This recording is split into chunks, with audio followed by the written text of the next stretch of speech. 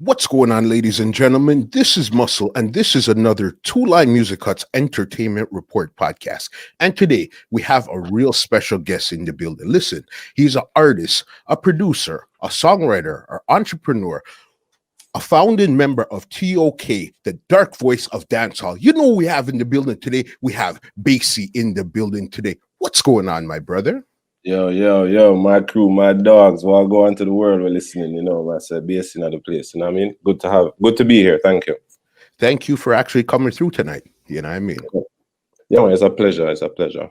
I've been connected with the show, and I saw the Master Lee thing, and I saw Craig T interview as well, so it's a joy to be on. Thank you so very much. All right, let's get the show on the road and let's go. How I like to do, I like to take it from the beginning and bring it right up to right now. All right. And even before we do that, you don't mind if I sip my coffee in the meantime? No, man, do that. But even before we do that, you're actually my first guest, very first guest for 2021. So I got to tell you, Happy New Year, my brother. Yeah, Happy New Year to you too, and to the team, and more success, most highs, blessings to you and your family, and all of the endeavors to come to fruition in the fullest. Yeah. Same to you, family. Thank you so very much. Thank you. Let's go from the beginning here. Mm-hmm. What part of Jamaica did you actually grow up in, and what attracted you to music in the first place? All right, so I grew up in between two main areas. In Kingston, it was a place called Rallington Town or Franklin Town. That's where my father's family is from. I'm my mom's family as well, yeah. So both of them are from Franklin Town. And then when I was around 4, we moved to Glendale, which is kind of like uptown, but middle class, near Hugh and Den, across from the Bobby Digital, basically. And then when I was 13, I moved to Portmore, to Helsha. So it's a little bit between those, but I claim most affinity to Portmore. You know what I mean? And that's where the musical, there were some roots planted before, but I think it started to really blossom when I was in Portmore in the teenage years, Okay, and what actually attracted you to music? Was it hearing something in particular, seeing something? What was it for you? All right, so my journey with music is interesting because the early Rashan, not BayC, you would not think that I would not think that I would have been an artist. You know what I mean? Music was something that I just loved for doing it, but I never thought that I would become a musician. So I fell in love with DJing from early as a little youth. Tiger, this is when I said Courtney Melody.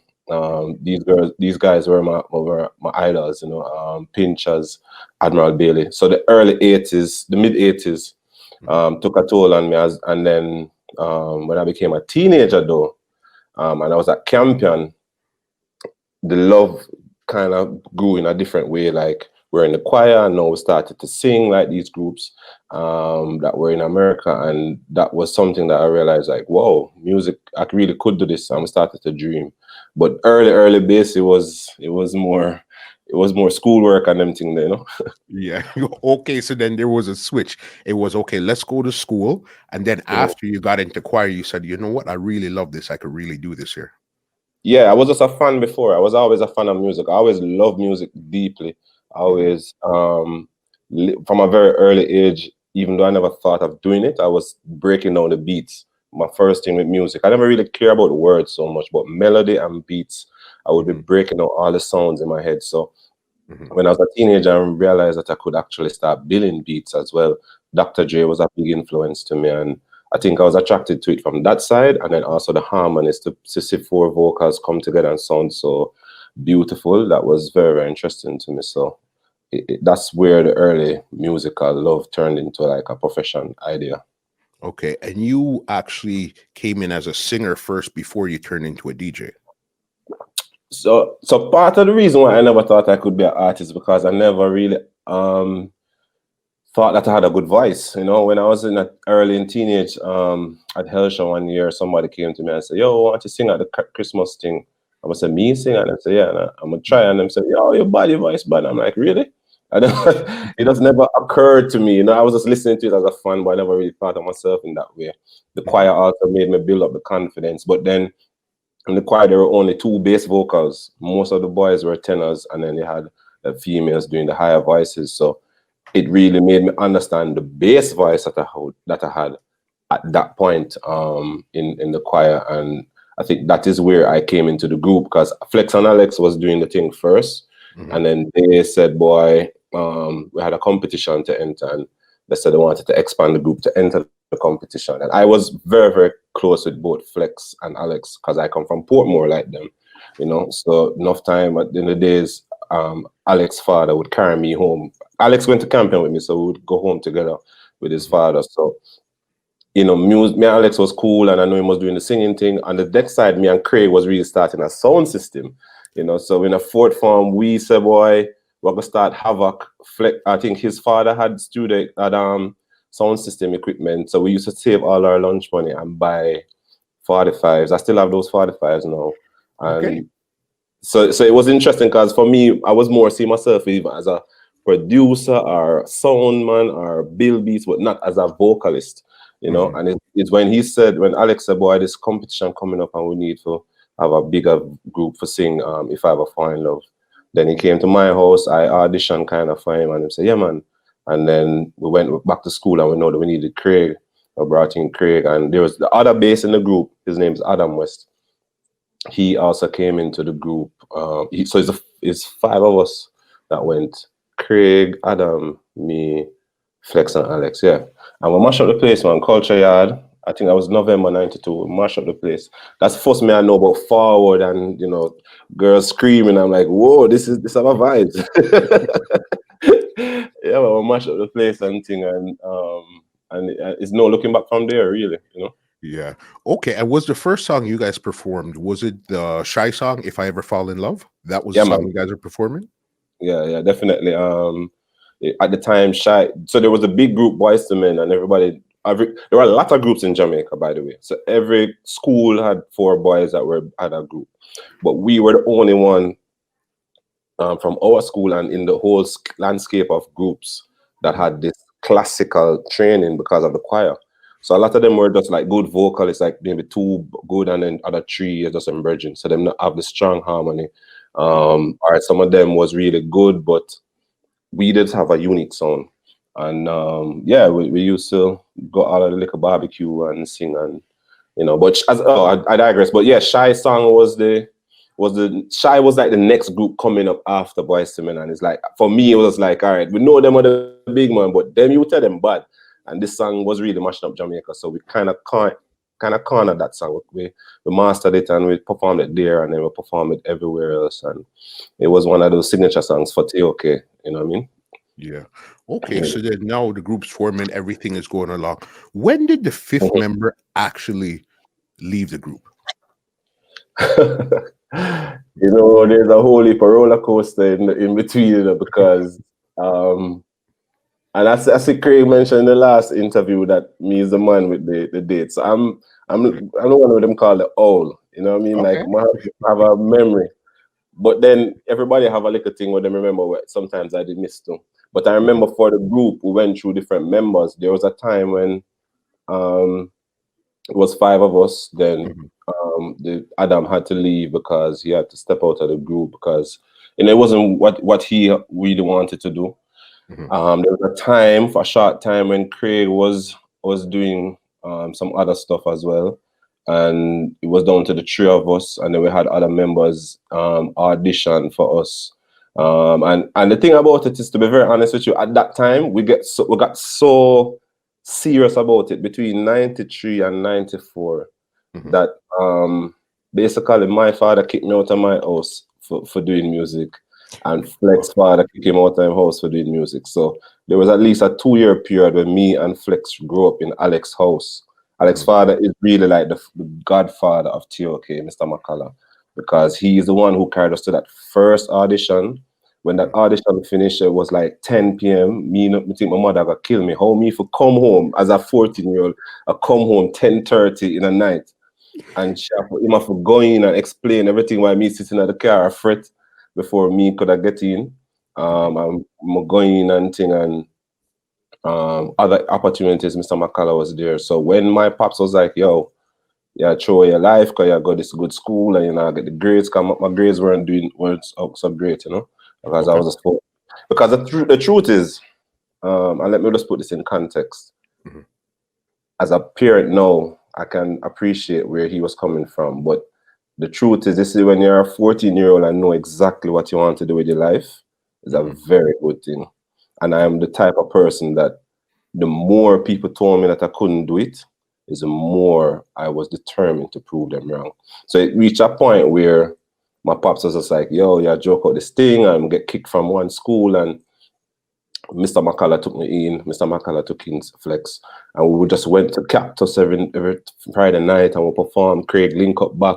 We just going and going and going until we became the hottest thing in Portmore, like at Cactus, because um, while there were other groups, we were the ones who started to infuse dancehall into it.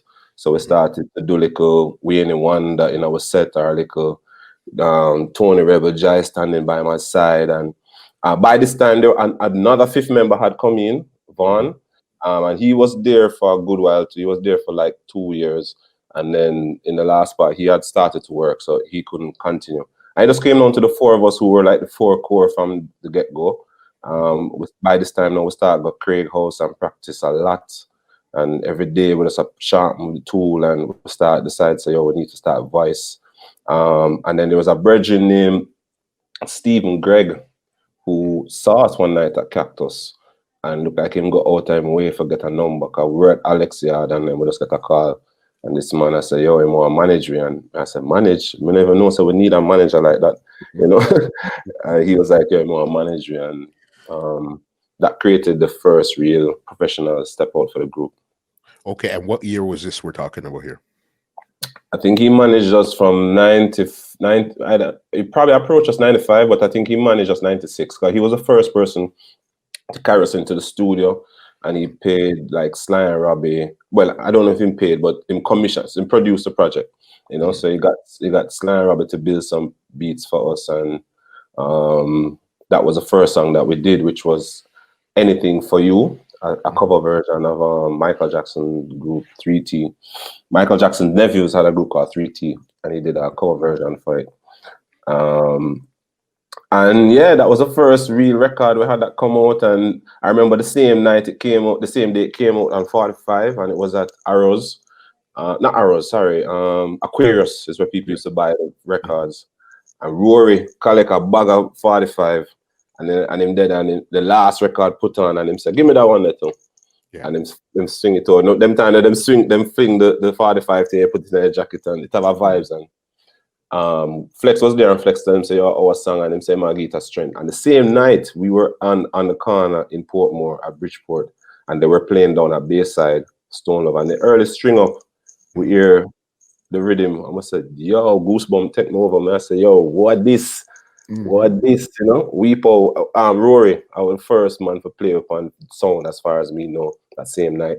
Um, yeah, and it just, it just went from there. Crazy, crazy right there. It's always big when a sound like Stone Love endorses what you're doing, especially when you know this is the big Stone Love you've heard for years, and now my song is playing on Stone Love. Exactly, exactly. And for us, it's like was also a stamp of approval in this from the Mhm. sound system side of stuff, because back then people saying, yo, group, and bear in mind, we as T.O.K, we were trying to be, our mission was to be an R&B group from Jamaica to hit US. We Mhm. weren't really thinking about reggae or dancehall at the start, as we started to perform at Cactus. And then me now have to start find my space in the group, because this is the first night when me come home late, Yeah. and my father and me get in at the house. My mother let me in the house, and my daddy, my father come home, and the group Shy Song came on the TV. So I said to him, say, yo, so I'm gonna perform this for a label earlier today. I say, really? And I say, yeah. And I say, so them, the leads, everybody's singing their leads. I'm saying Flex did that, and Alistair did that, and Craig did that. But I was just doing harmonies. And him stop and say, yo, so where your part there? I tell him, what's harmony? I say, yo, I tell me not about no more music unless you do your lead. But then interested in no backup stick, I think.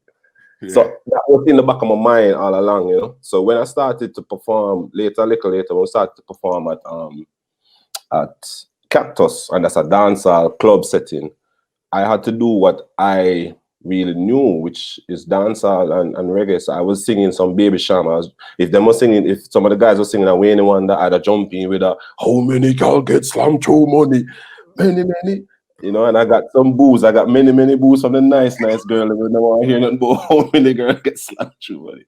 But it was all a part of building my character Mhm. until I kind of had this fearless thing. And what I was doing actually was creating a sound because I was trying to DJ like Bounty Mhm. in my tone.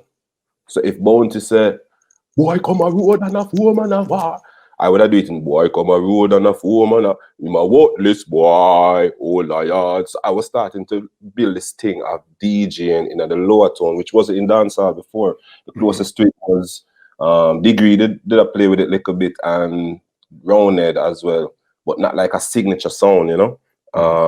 And so that's what I ended up bringing to the T.O.K sound. I started to DJ, and then Craig would start. I started right. So the first thing is that back then we were still doing sing overs, but after we did the first record, Anything for You, then we started to go to the different studios, and I remember we drop a mixing lab, and you know, mixing lab is a spot, you know, with all the big man and there, right? There's a bulby hot like fire them time and thing, and we sing, and when we sing, man, I tell you, say people come out, slide them, come out of the room, Bounty come out, everybody come out, they must say, oh, we never hear this before, what is, so Ghost hearing and Ghost said, no, them man are the baddest thing, we have to sing harmony for me, we have to sing harmony for me.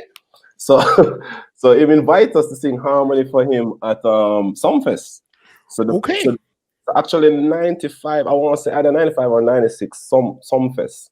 If you look at the tape, you can do your research. The headliners, that was the year when Monster Shack was the hottest thing. And Monster Shack ended up being the closing act for Dancehall Night. And we're on the stage in black singing harmonies for him. But I remember also that in the process of that, I just know, say, yo, my band for mash up that stage, yeah. Because it's like, for me, I didn't even, one time I wasn't even singing my harmony. It's like Flex them and link me and say, yo, sing your part. Come just watch like Ghost, General, you know, on stage, Monster Shack is like crazy. So Crazy. General B climb up and speak, and the girls and them crew, they say, tell no matter man, what this 100? And the man a dig out some foul out of the crowd, and then Ghost call, food for me, bread. Yo, it's like, and then go, you know, with your smoke prescribe. Yo, I'm just saying that I was so mesmerized by the energy of what it is to mash up a stage show that I was not even remembering that I'm supposed to be singing harmony. And a couple of times, well, them off a bounce me and say, sing your part. So after that, I know, say, yo, this is where we are going. We are going to lock in the dance hall with sound that we have. So Monster Shack was a big part of me molding, and I wouldn't say me alone. All of us molded our sound, created a sound, the four of us. But that gave me a lot of inspiration. So I actually wrote right after that, I write a song named Mona Lisa.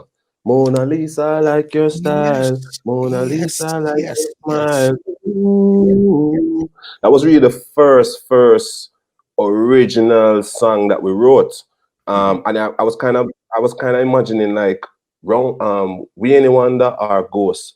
Ghost would have a song we say, Hill Nana, I like your style. Hill Nana, I like your so I kind of took it from there, and then I sing it in a smooth Wayne Wonder way and put the harmony. And it's kind of created this space where we could be. And then I write the verse Flex and can you feel my good you know? Flex, I say, yo, I now feel it star. I say, yo, all right.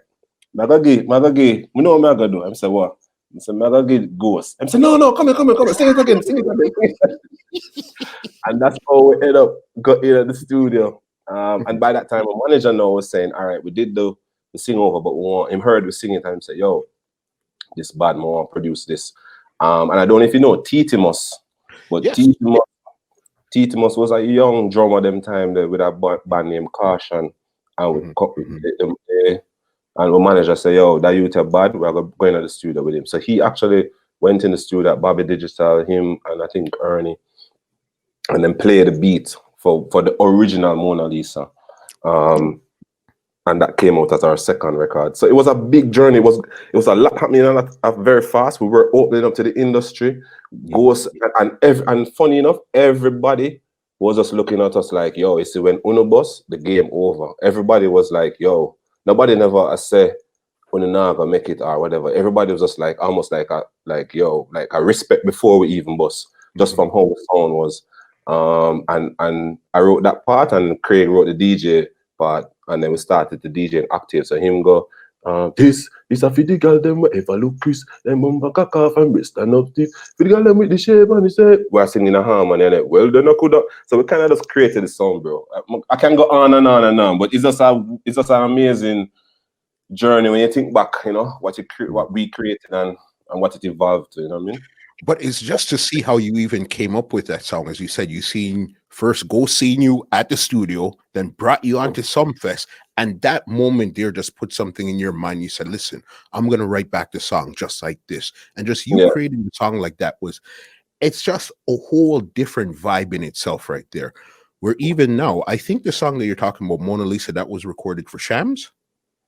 So we did it back 2 times. We did it back afterwards. So the record that we did with the producer, it didn't work at the time. And then by the time we reached on to Main Street, Richie D was coming out with a rhythm named Faith. And we did it back on Faith because by that time now we have a few songs out, but now we want radio play.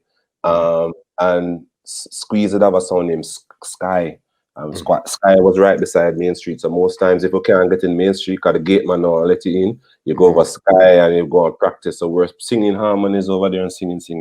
And we did it as a dub plate on Faith. And then Richie D came and heard it and said, no, not for voice it. And at the time also, Vegas was really the big man by then now. So Vegas would have hands up, girl from your nose, so you never bow on the Faith with him.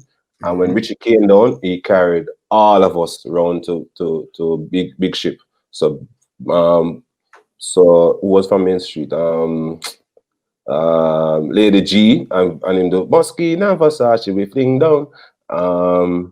And then Hawkeye was also trying to bust at the time. So Hawkeye came on there and we do the harmony part. Oh, she chatting on your face and she woo ha ha.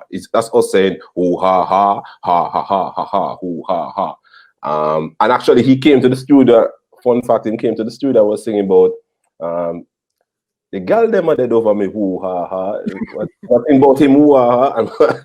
And this is what I like about back then. Like people were throwing ideas and nobody took offense, you know. Because Vegas stopped the music and said, no, bro, nobody know hear about your woo ha ha. You have to mix up the girl them and say, oh, she be chatting on your face when she a woo ha. And then sit down there and rewrite the whole song and we'll wait with him. We'll put on the harmony and everything. And then we get to sing Mona Lisa. Mona Lisa, I like your style. That's as a second version. And almost 2 years later, again, when we really blow up now and ready for drop an album, we did it over like a Maxi Priest house call side kind of way. Shams remix it again. So we did it, we voiced it 3 different times. Yeah. All right. Because I know, as you said, even Main Street, you guys spent some time over at Main Street there. Yeah. How was your time over at Main Street?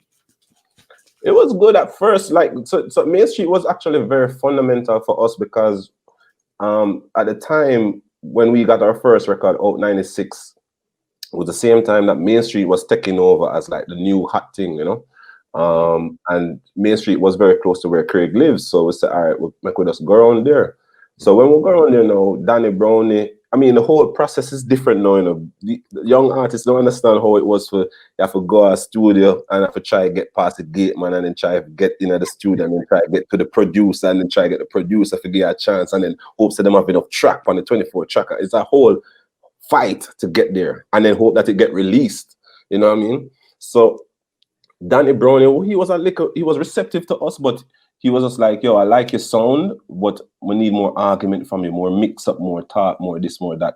So he told the engineer to give us some beats. We don't know at the time, but the engineer is Shams. So he told Shams to give us some beats on a cassette. And we don't know what Shams did, but Shams put on 1 rhythm from Danny and 2 rhythm from himself, because he was like a coming up producer, but we never know. So we think all the rhythm them was Danny rhythm. Yeah. So But it just happened that through we young and on the same wavelength as him, the two beats that we really loved were his two beats more than Danny beat. Yeah. So we write a song named Guantanamera.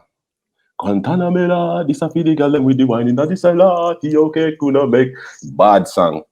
And a rhythm that he had named Chinatown. Shams, when Shams watched his interview, Shams like I say, yo, the man remember the details, because when we came and sang that song at the studio, everybody was there. Chrissy D, Red Rat, Goofy, everybody. And we sing the song upon the rhythm. Mm-hmm. And Mr. The man run out of the studio and said, no, I'm the baddest thing this ever heard in my life. If that man have ice from me now with something. And like he was just making this proclamation. In my mind, I said, why is the engineer so excited about Danny Brownie's production? It's afterwards he explained to me, I said, yo, my beat and really. I said, oh, cool, definitely. We're hungry for it, we want to get out. I revised like 2 more tracks for him. Like he had this rhythm called Gypsy. So it just happened that our space in Main Street wasn't really Main Street, but it was like the next generation with Shams. And Shams had like 2 rhythm out, and then him set him up this rhythm named Baddest Rhythm. And the thing about T.O.K, I can say for us is like, maybe I can talk for myself more than the group, but I think we are more drawn to beats with melodies and notes more than drums. Yeah. So Baddest is really a drum rhythm more than, it's not colorful, it's not pretty, you know? So when we hear the rhythm, we say, yeah, man, we're gonna mash it up. So we voice a song named Galangal. Yes. No, not Galangal, no, Guangal. When them gal, when we have to say Guangal. And then at the time, the big group in Jamaica was ARP. This is where the story gets very interesting.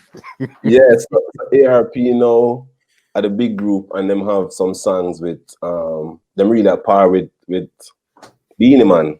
Like Beenie Man, you know, have them on a couple records, and then when Biggie died '96, and Faith and Biggie did Every Step I Take, them they do a dancehall version with ARP and Beenie Man, and so it's them of the crowd, you know. And we never have a problem. We bought them a show and give them glory and say, yo, not like the place. And so they actually were the bigger act before T.O.K. Yeah, for sure. I would say they're the first real group of contemporary dancehall. Yeah, we and them was in the barbecue level, I think, but they are a little older than us, I think, and also to me their name was more popular from even the barbecue level.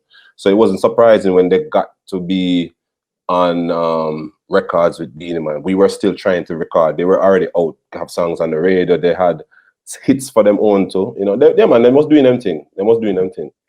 And as I said, we were happy for that because it just meant that, you know, the space is there for groups.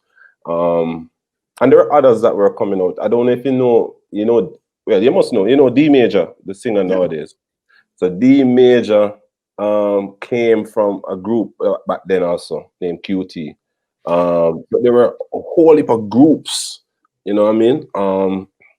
And because ARP had this, because I was always a strategist, I'm not saying I'm the only, because the man I watch it and say, yo, basically, like, we were all strategists, but I'm always a thinker. So I was like, yo, and at that time, Shams said more management. So I'm gonna say, all right, Shams, this is my thoughts. I have no problem with you managing us if you can get us a song with Lady Saw. Because to me, it's like, if we're going to try size up with ARP, we have to find a big artist for B-Monks. We don't want B-Monks Beanie, because Beanie already with ARP. So let's go for the top female artist then that would complement us. So get us a song with Lady Saw. And we did a song with her on the same Baddest Rhythm that he was dropping. We did a song with her name, Hardcore Lover. The boy have him, girl, and now walk alright. And what the girl need, she need a hardcore lover. So that kind of that was our first top 10. I mean, I said, all right, well, I'll go on now. So now, Shams said, yo, I'm ready for management. I said, all right. By this time now, Dave start move close with Shams because Shams have 2 labels now. So one label is being distributed by Main Street, and the next label, I think it was being distributed by Madhouse or Janet Davidson, them, their family, them. So since I realized him and Shams cool, I say, yo, Shams, he say if you can get you on this broke out with him, I'm gonna have no problem with you management for the rest of my life. And I said, all right, cool. So I'm talking to Dave, because they were so mysterious that even though you know people know them, you never know if you're gonna get a chance. You know, we it was just like it's like a mystery man. It's like a phantom. You know what I mean? So we got a chance to record, and I think Craig carried this post story. So Craig cut the rhythm on a cassette, 20 seconds of the cassette. And from Dave saying, "Will give us a chance." No, this is the thing, you know. By that time, Can't Believe My Eye. The first batch of the rhythm had Can't Believe My Eye with Bounty Killer. Boom, Baby Sham, Which Gal and Which Gal have up the boom. Yeah. When Spragga, the first girl will fly up in your face, and Cabra, it had like around 7 solid songs already, and then Killer, they Can't Believe My Eye. Then we hear some of the second. So when we have, and it also had Goof and Chico. Bad man nah, we nas to blow. And those were our brethren from Main Street. So when we link with Chico now, Chico said, yeah, they have a second batch coming up. I said, all right. So we write the song and go down the Eagles Cry, and we tell for change. We'll go back and change the part and go back and voice. So by this time now, we voice and we say, all right, hopefully he will release it. Because by this time, him voice man and don't release, you know. Dave voice it and don't release it. Yeah, him voice it and then say maybe later. So you don't know if you're getting released. And we end up coming out on the batch with Anytime, Kill a second song on the rhythm, Can I Get Her, and T.O.K. Eagles Cry, and we ain't the one that's conscience free. So it was just like top placement, big rhythm for the Christmas. You know, so Dave rhythm of a bus. You know, Tivoli man them start invited for perform down some place, and West Kingston Jamboree, and it's like a different level. And that is really when I would say for T.O.K. it was like, all right, we're bust, because we were no longer we had a song that's in the middle of the juggling with the baddest dancehall artist, with Killer, I mean, and Sham, and you know, it was just like top billing, top placement, A-list, you know what I mean, big level thing. So at this time here now, you guys would say you guys and ARP are now the two big groups right now, because you have the big song. We're bigger than them now. We're gone left them because they never had a big dancehall hit. They had some hits like with Beanie, and them had some hits, and don't get me wrong, I'm not talk as if they didn't have it. They had the In the Jungle, them had the Selena, them had some songs, but I mean, this was like this is like carrying us to the top 5 songs. It was like in the top 4 songs of the Christmas. It was a big, and this put my name on the map. This make we start get travel as a group. This make we can start say, yo, we now travel. We're not gonna wait if we would travel for coach, but we're not sharing a room. This is when we can start say, yo, we're not sharing a room every month. Every month I have them own a room. This is when we can start say this and that, and you know what I mean. It's real level now, big one level now, and also dub plate. Because earlier before that we were going dub plate studios from when you have to go straight to wax, and because we're a group. If we make a mistake, that is like your rating's gone. So we'd have to really try to not make no mistake. And I remember earlier, I don't want to call the sound name, but there's a sound where Eagles Cry just come out and they never understand the level. I mean, I tell them, say, yo, you can get the dubbing with that Exodus. And the man bar me down to that price, so we don't even want to repeat or something. To the 4 away and say, yeah, I'm sorry, no worries, sir. But to this day, that man, they can't ask me for no dub plate. You see me, after to this day, that man can't ask me for him know who him is and me know him is. You understand? Because by within 3 weeks after that, at the best thing, you know what I mean? And everybody else, and then them time, matter and come get it for dub, and you know, this is where we had to get a cell phone. Put it in perspective. Now we bought, now we have a song playing, but we don't really start sitting. I hear you and Craig talk about fame and fortune. It's exactly that. So we have the fame now, but we now make the money. But we're getting so much call for dub plate where Gary from Exodus say, yo, one hour I got to take a cell phone. I got to give you a cell phone because I got to call in a regular. Them time we didn't even know about having a cell phone.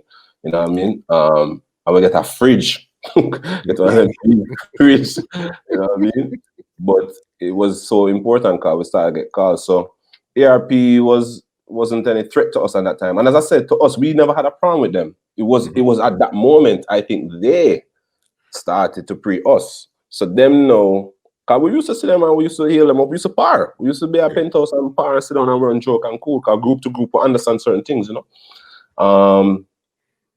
And them counteract the song. When them say the song got big, them counteract the song and say them a ball for the war and I stay far.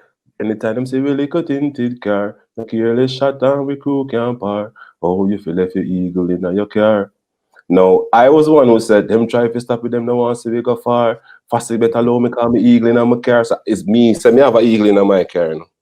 God. I'm a lyricist. Me I come up from, as though me have to dance, my main inspiration is Snoop Dogg and T.O.K and BayC. So me I come from a lyrical place where, yeah, true word for me, you're taking shots at me. And for me personally, I always enter the game like, yo, you see me, I'm the coolest dude. I don't get in no trouble with nobody. So you know what that means? I'm building capital for when somebody mess with me, you can't tell me how to respond. Because as far as I'm concerned, there's no rules to engagement. So you call my name in a song, you can't tell me something can't come run my car over your car. Yeah. You trouble me. Me I be with my money, me I protect my family, me I feed my family, and you feel like say you can turn my thing in a joke thing, a weak fence thing. Me no run them joke them, I'm a grocer. You know what I mean? I don't come from that background where we kick and laugh like that. So when them do that, you know, I don't. I'm in such a corporate brand now. I don't want to really talk about what I did, but let's just say we never take it so lightly. You know what I mean? And Give us the corporate style of what happened.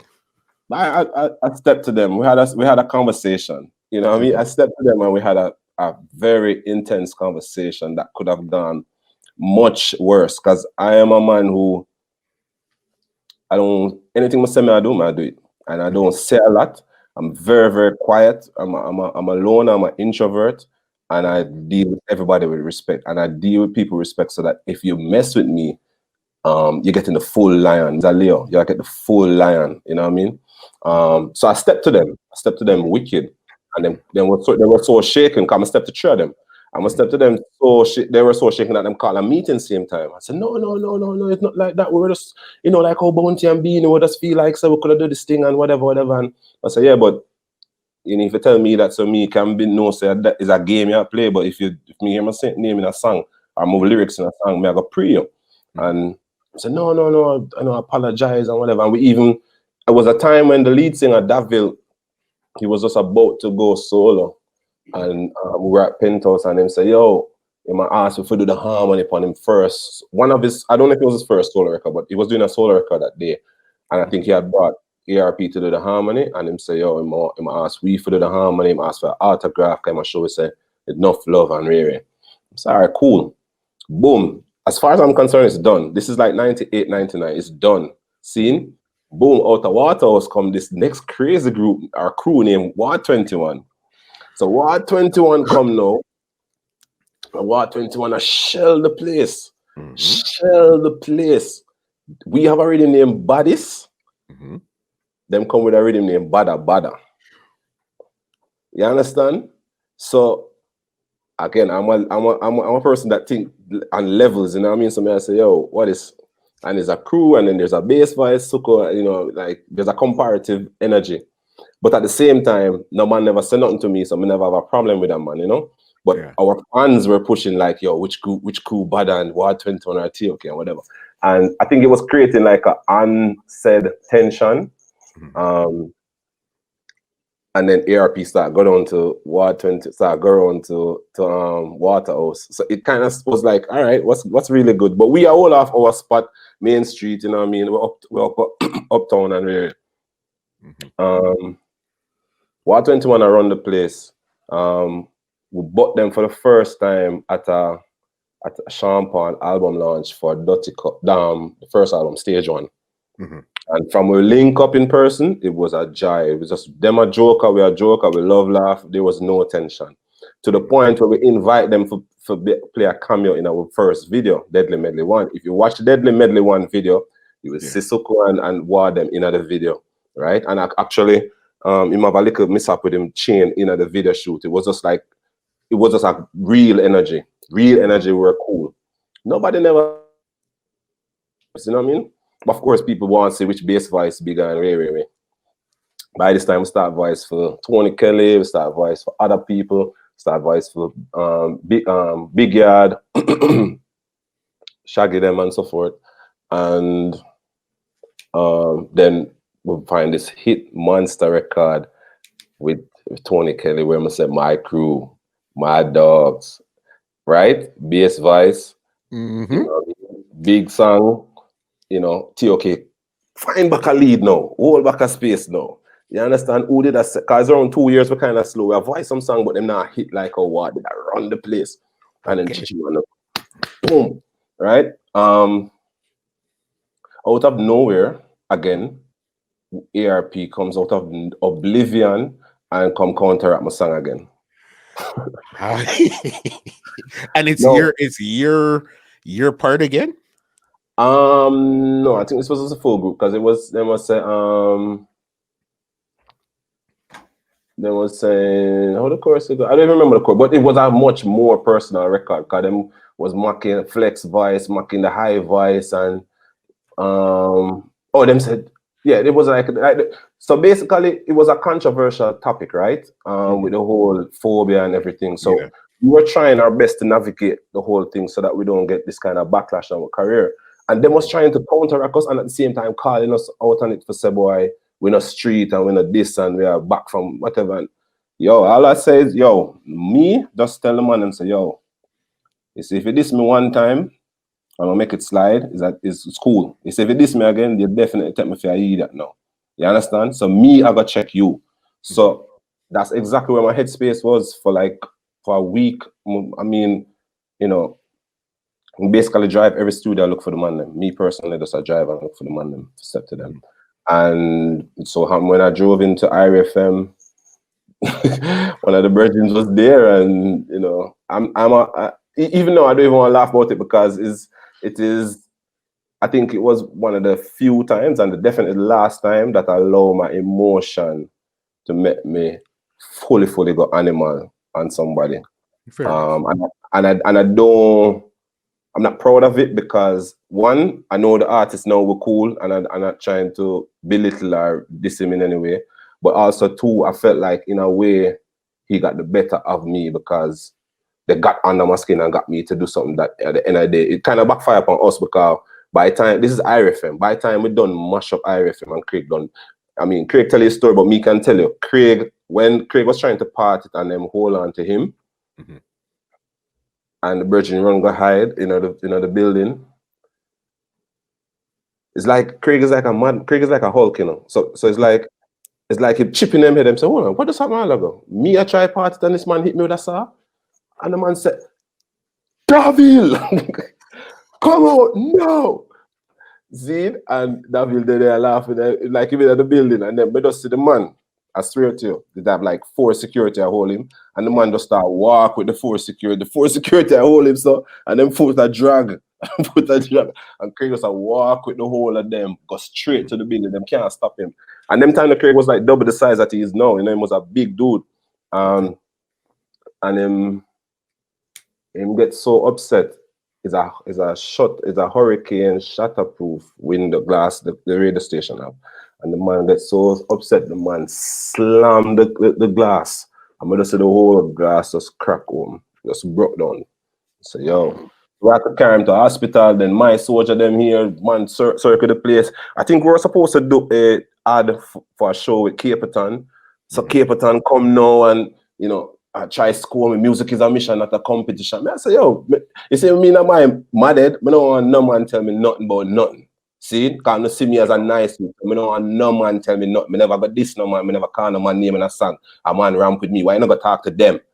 You understand? So my head was, and it was a long time before I calmed down over it, but I felt also that it was reckless of me because Craig ended up get caught into it when he never wanted to get engaged like that, So it's something that I look back on and it's like one of those life lessons. I'm gonna say, I'm not gonna ever make somebody get under my skin like that, even if it's something that it is something that bothers me. I've mastered the art of responding as opposed to reacting. You know what I mean? It's a big difference. So yeah, that is what happened. And then from there, you know, him did get the better of it because he did ER and he did a lot of press and him kind of say, yo, you know, I have a poster of them at my house and of all the people, I am the one. And I'm like, yo, you see what I say? Because me not trouble nobody, but a man trouble me, and because me just roar. Before the turn around make me look bad, and you know, and also I guess for the other members of the group, because they must have been worried that it was at IRFM. It could have been the end of your career. Could have get banned. Them now and playing music like we literally mash up them glass, you know. So it was one of them times when we did the hot blooded and head no good, you know what I mean? But was there actually any resolve where you guys said, okay, let's go to a concert together and sing, or was there something where their side knew it was one and you just cooled? No, they had a meeting with us. They came up to the studio like maybe a week afterwards, man. We had a meeting. I don't know if it ever. I mean, I'm not saying them leave and say, "Oh, cool." They were still upset that I stepped to them, you know. But of course, me upset too. So we did leave it saying, "Boy, you know, kind of like make peace." We didn't leave it open-ended. And to know, I mean, you know, Mitch, I'm a general same way.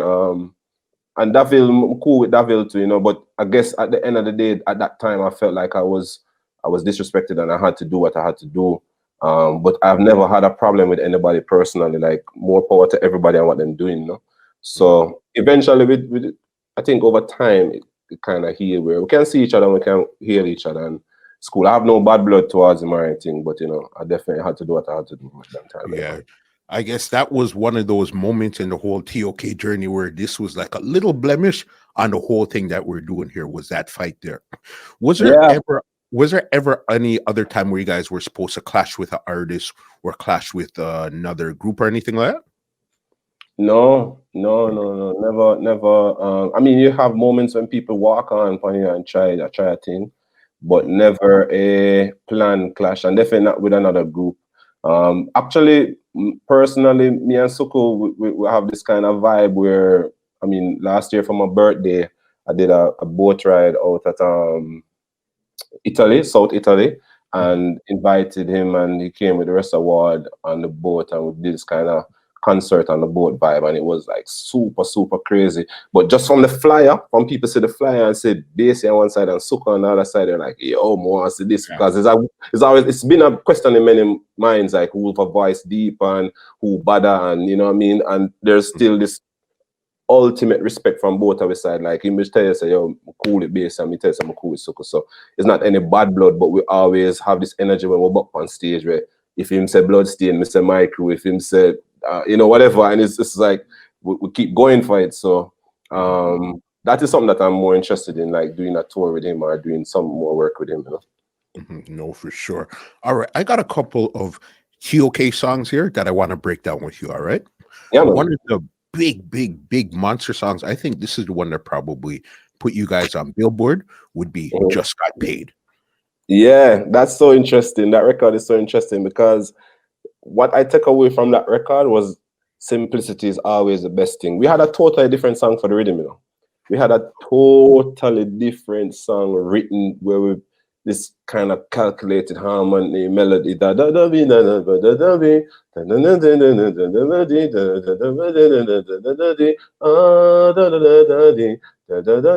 was just like it never feel right. And I have to take my hat off and big up that youth named Flex from T.O.K. You see that youth there more instrumental in my life than I think him even know. Because he was the first man to tell me something I can DJ. And I don't think I'd be DJing if him never looked for me and say, yo, you're bad if a DJ. Zine.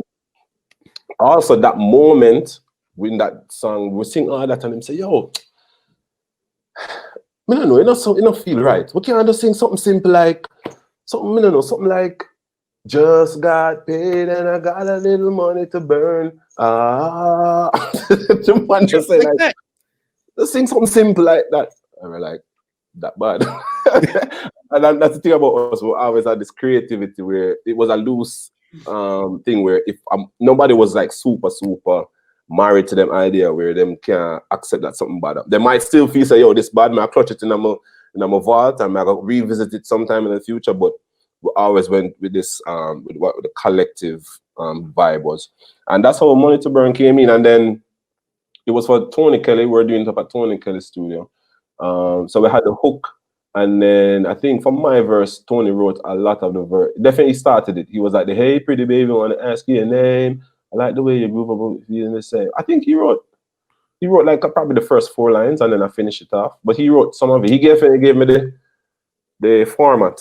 And then Craig may have written his verse. And Craig and then Tony wrote a third verse. Listen, are you down for whatever? So we wrote a lot of it with Tony. And at that time, I think we had recorded around a few more before, but this was one where we felt like, yo, when this dropped, it had to be, because Tony was so excited about it. He had somebody singing Red Wine on it. And he just had some songs on it, the Mr. Easy. She drive me crazy. He was super. And then, of course, he had the Sean Paul. I don't really care what people say. So he had some great records where we knew that all we have to do is have a nice song on this rhythm, and it would definitely work. So yeah, that was the vibe for that one. Yeah, crazy song there. And next big one here from Dave Kelly was Galangal. How did that come up? No, that wasn't Dave Kelly. That is Lenky. That is the Diwali rhythm. Yes. Sorry. I always mix up those. I always mix up that rhythm as a Dave Kelly rhythm for some strange reason. I don't know why. Yeah. So it's interesting with Lenky because we were recording with Lenky from before 2000. He was really amazing and still is, like, I would say he is the genius before Stephen the genius. Like he's a mastermind. When you put him around a piano, I can't tell you how amazing this man is. This man is like on the classical level, like on some Beethoven and like them level, and I'm not exaggerating, right? So he had a lot of beats every day in Bill Beats and whatever, but he also worked closely with General Degree. Degree also is a brilliant producer and have an ear for hits. So he was the one who worked with him. It's like Lenky did have this beat from 10 years before the beat, and then rise it up. So I don't know if them are listening to. I don't know how that process went, but I know that they dug it up, and I know they put the clap on it. And I think him and Tone, if I'm not mistaken, I think that Dave, Lenky and Degree went in the studio and did the clap them and thing. And so by the time them link, I don't know, how did we hear about that rhythm? I mean, as I said, we were close with Tone, with Lenky. Also, his engineer was Zoom J was really his engineer at first before he became his artist. Zoom J was a engineer before he was an artist. Yeah. He was the engineer for I mean, I don't know if he was an artist first and then he went into engineering to help himself get set up as an artist. I don't know. But when I met him, he was an engineer and he was the real engineer for any time Lenky was doing work. So and he was like basically Lenky artist because he was really good. He had a sound very similar to Spragga. So anything that him do, definitely Lenky would have worked with him and make him get a song on the rhythm and put it together nicely. So I don't remember how we heard the beat. Probably Zoom J told us about the beat, but we definitely went up there. So what was happening for us then? We were writing so much that every hit rhythm we got, we were writing like 2 or 3 songs on the beat, and then we would record one and then have one in the vault for the next beat. So like, that was written on a Tony Kelly rhythm. That was written at a different studio. But we just had the melody. No, we had the words. So we expensive shopper and those things. And then when we heard Diwali, it just fit perfect. So we just go flop them one by one, Galangal, flop them 2 by 2. Cause you are real tapa no careless slap on a gal in your shoes, Galangal. And of course that's a Miss Lou original, 1 by 1. So big up Miss Lou as well. So we just knew that the rhythm had this bounce that kind of melody would have fit perfect. And also Galua lead. That's a fun fact. The chorus for Galua lead was written on, you know, this rhythm. I think it's Americ, the rhythm name. We Kartel have a song about we not climb on, Yes. that if you real grandpa, that if we had a song on it with Spragga. But I think after we recorded the song with Spragga, the rhythm was playing and we came up with the God. Not we, Alex came up with the God. And we said, girl, you are lead. And I think Shams actually built a rhythm for it. The actual song that came out, Shams heard the melody and said, yo, that bad.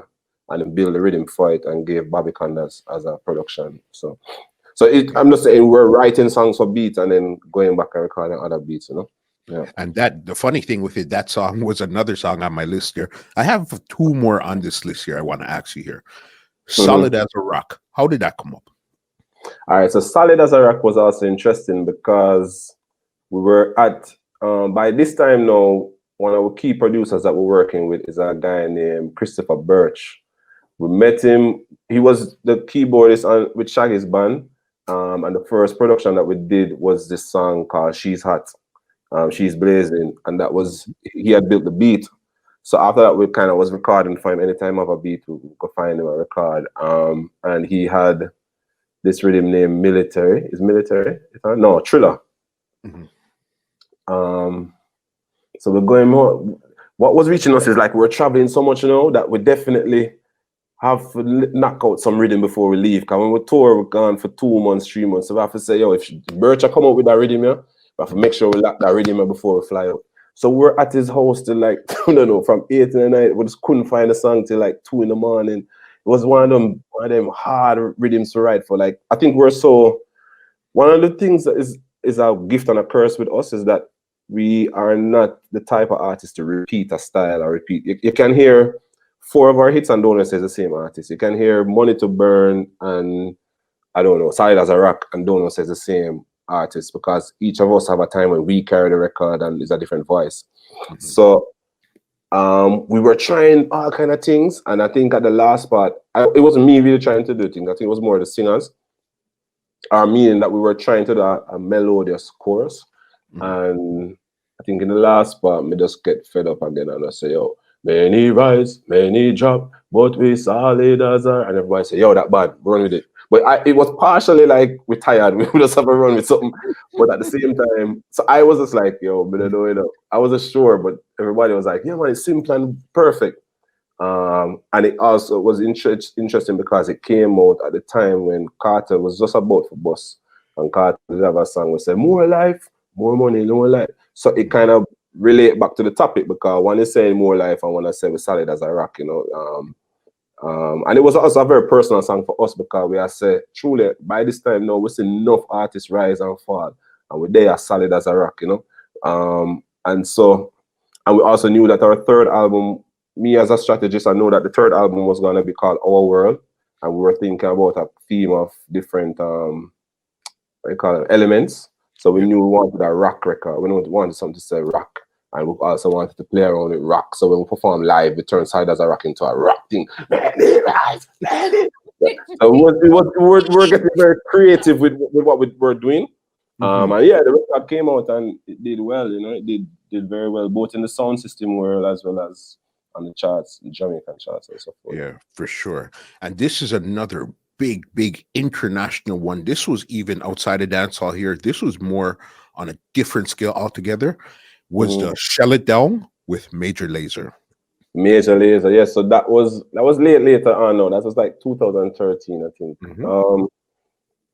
So what did happen with that one was like big up Diplo. Them time that we're on BlackBerry, I think, and me and Diplo was on. We had a open line of communication. So and also one of the things with T.O.K is that a lot of the video directors in the 2000s is we first work with them, or we give them that first push, you know. Ras Casa, we were the first person ever used. Like, it wasn't even him was supposed to do the video, and we said to him, yo, you have the talent, let's do this. And him come and it's where him evolved to be Nadia Rose. A lot of them. J Will also. J Will was doing videos before. I'm not gonna say we were the first, but he was setting up himself in Jamaica. And you know, we had meeting with him and we say him serious and we say him having talent. And so and by that time he had done Footprints, the first Footprints video. He did it, which boss us and boss him as a director. So this is 7 years later now. Shut it down. You know, work now. Him is the big man now. J Will is the big man, but he has always stayed cool. Like if I buck him anyways, there's no ego or facade or big headedness. You know, just like well, go on, bro, and we're good. So I go check him and him say, "Yo, I have something to show you." And him show me BayC video. I hope Jay, I hope you don't get in trouble for this. I hope you know. I'm this is my disclaimer, bro. You know, this is an interview. I'm just talking. I'm sipping some champagne. You know, I'm a little. You know what I mean? But him say, "Yo, you want to see this?" So I see the video. I don't know if you see the video for BayC song. Watch out for it. It was like crazy. And the rhythm and the someone say, "Yo, this bad," and him say, "Yo, Major League is a new release." So at that time, I think we were already doing another record for Diplo. So I hit him up and say, "Yo, we're about to finish the record," and him say, "All right, cool."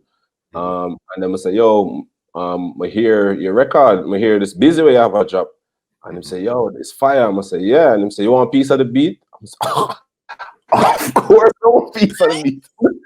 Of course. So him send it and we go straight into the studio. And again, I think Flex really came with that hook. Ole, ole, send it back to him love it.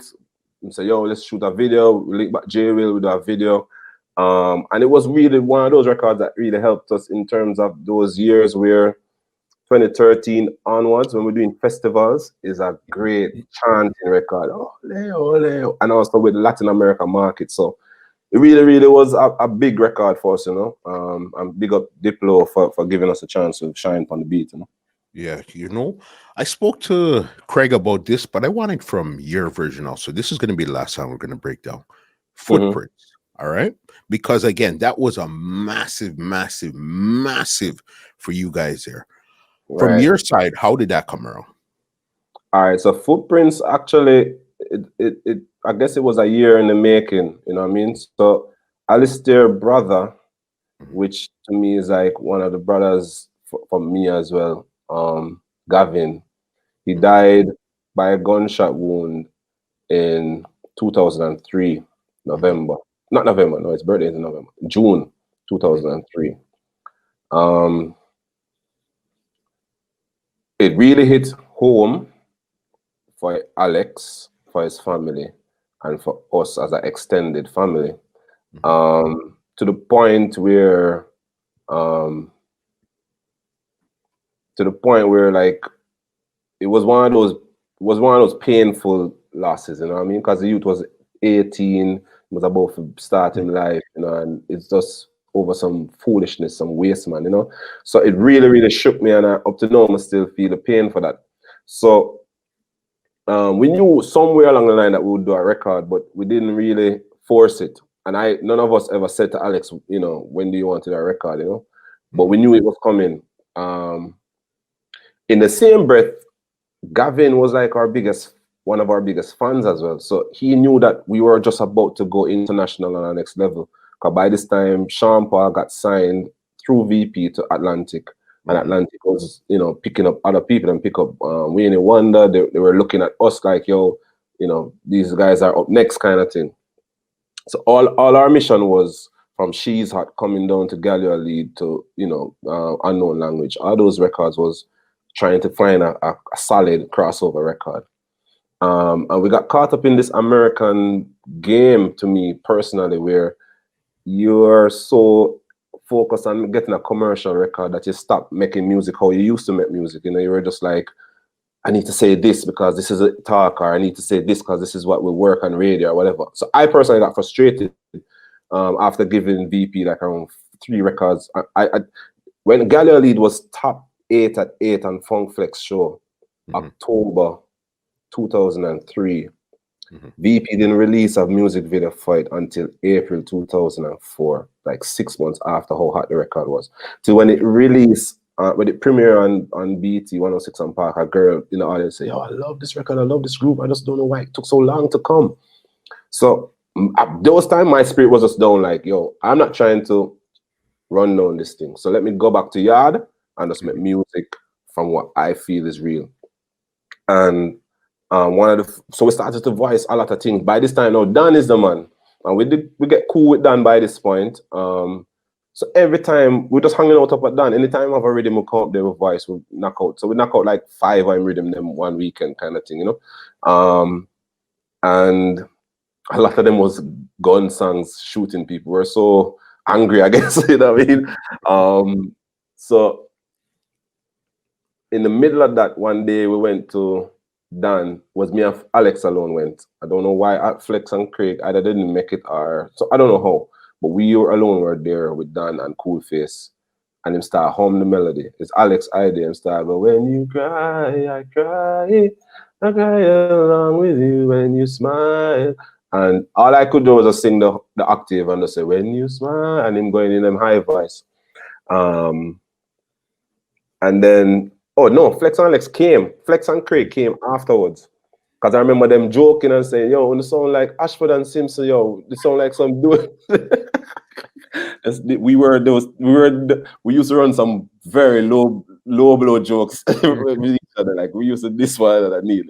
So I say, yo, the tone sound like Ashford and Simpson, brother. You know, tug out man or something like that. So anyway, we left, we went on tour. By the time we got up on tour, we didn't record the record though. By the time we got up on tour, Dan released Rhythm, Jack Curious, a song and Mash Up the Place, Morgan Heritage, Sizzler, Maxi Priest, Luciano, Gentleman, like the whole rhythm just to take over. I'm like, wow, you know. So by the time we come back now, and enough people don't realize, but part of T.O.K's journey, a lot of times our biggest songs is on the second batch of beats. Like the second batch of broke out. Yeah. Like when we link with Mana, when we said Mana Badman with Killer, that was the second batch of Juice Rhythm. Hardcore Lover was the second batch of Bodies, if I'm not mistaken. So this now, the Drop Leaf Rhythm, it was already out, and him saying I'm gonna drop a second batch. And Alex, I said, yo, we're gonna record the record. So we went on there Sunday day, because I remember when I wrote my verse and said early Sunday morning we get up and watching, it was a real story that Sunday I had gone through the morning with my mom.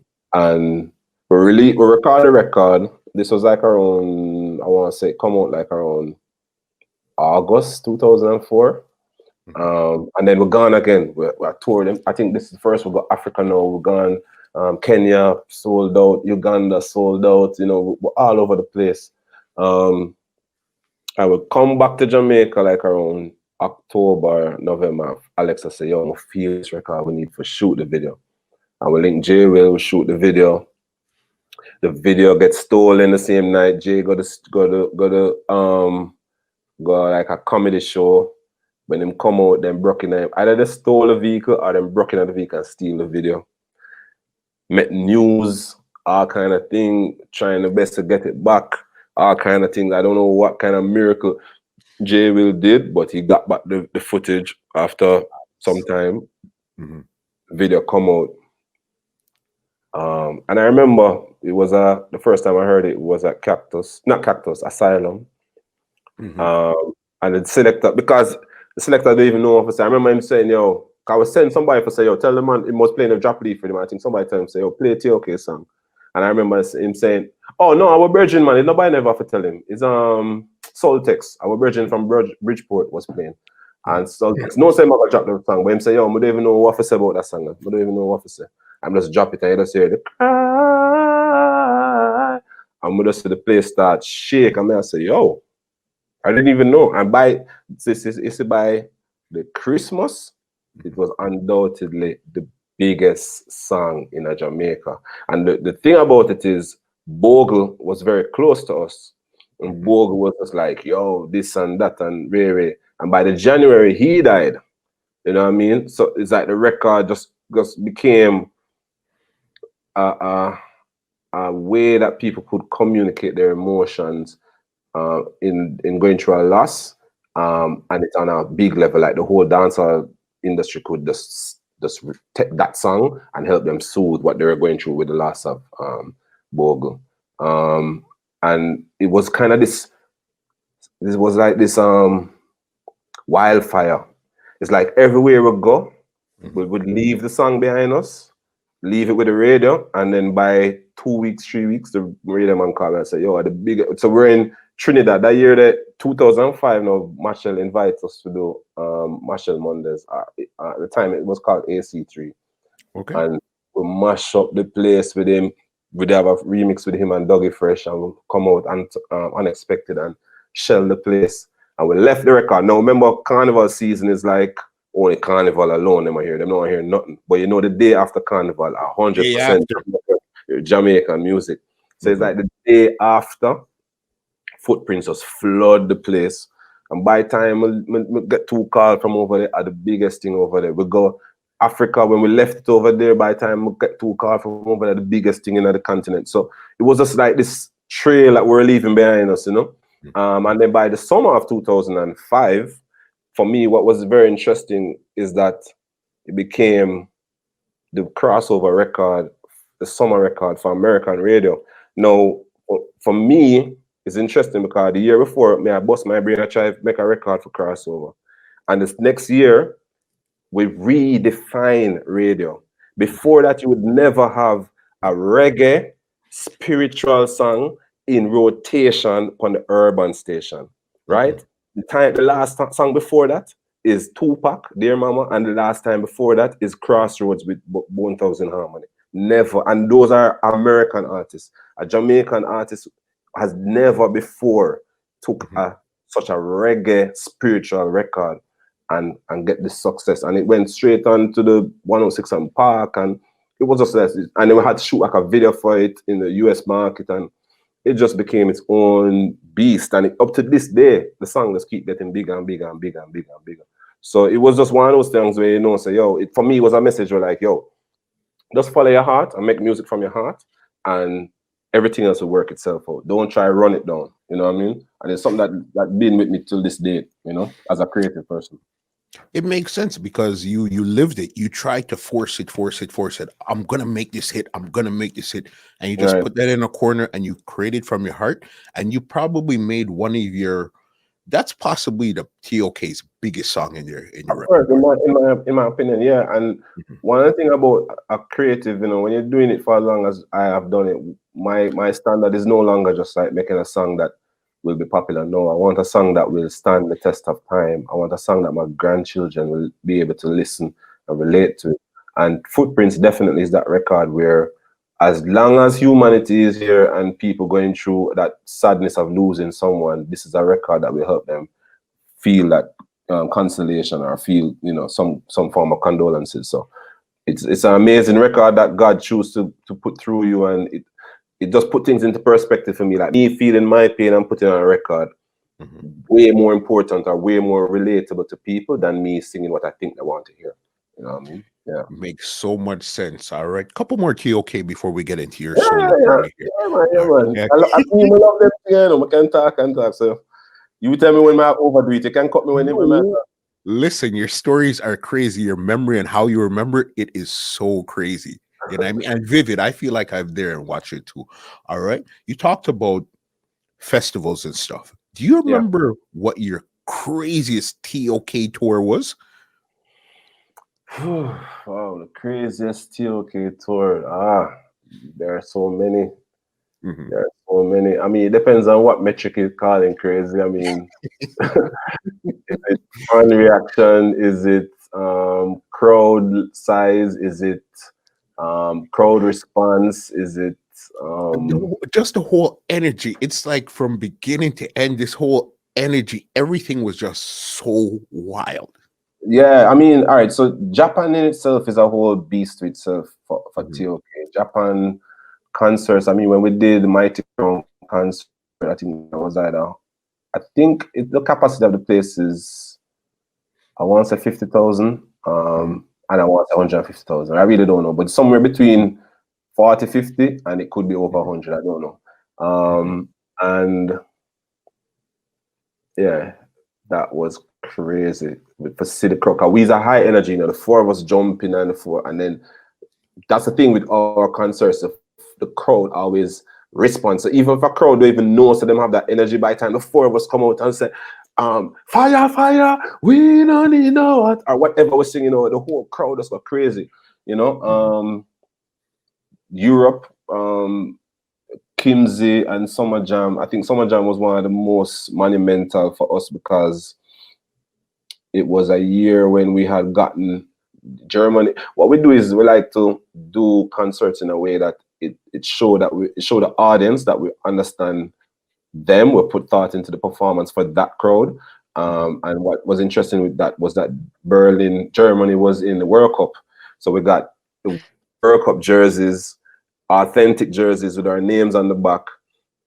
And that day when we had the concert, it was a football match between Germany and Argentina. And Germany gave Argentina 4-0. It's when we step out, so the whole crowd is already in high energy because we're the first performance after the football match. As a matter of fact, the festival paused for the football match. So afterwards, we're the first act for come out. And you see when we come out in the 4 jersey and turn it back to the crowd like some Michael Jackson thing and pose, and them see the 4 name them. I will pause like for around 10 seconds and then we pause again and say, Germany, 4-0. You gotta tell them in a them language, 4 love. And them say 4 away, and we say 4 away. Come out. Yo, we putting them around for that concert. We have the place crazy. That was one of them. Kenya too. Kenya would say, as the crowd tear down the fence. Guyana, the first time we go Guyana, we tear down the stadium fence. The people tear down the fence for coming in. The Prime Minister said, yo, I don't want back T.O.K. nor 50 Cent. None of them man the back in our place. Then and we mash up the stadium. Then we come back like around 4 years later. And we do the third park, we do the park. And the man then mashed down the fence with that too. So it's funny because I know I'm in a different place where I do business with some of the government agencies and so forth. So it's funny for me because like back then you would never think that the dudes that were doing that can be so corporate and so professional, But yeah, we're mashing up the place when we did. Where else can I remember? Costa Rica. I think Costa Rica was the biggest crowd in one place, like, and we went crazy on them. There's so many of them. So many concerts. I mean, definitely Japan, definitely Latin America, definitely the Caribbean, Europe. I could go on, but yeah, a whole heap of concerts. Okay, so then what was actually the worst night for you guys on stage where nothing was working, nothing could go right, the crowd wasn't responding? It was the worst night you could remember you guys were on stage. You mean after we're big superstars or before? Yeah. There was a concert it wasn't even a concert like a festival, it was like a club show. The sound was just horrible, the lighting was horrible, everything was horrible. It was the last show of an amazing tour actually, but we just read them and we just say, oh, all right, the promoter saying we give you a little food for coming, son. My tour manager was like, yo, I don't know this youth but he's paying money. And I said, all right, we could just go for the food and the man don't know nothing about nothing. The thing that set up so the one microphone, big superstar, we have share one microphone. It was the worst. I don't want to call his name, but him also on my list. I've never done any concerts for that guy. You know what I mean? That was one of them. There were also some shows where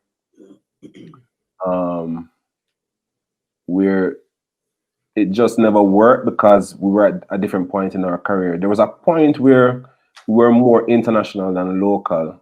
And so if you put us on a certain type of show,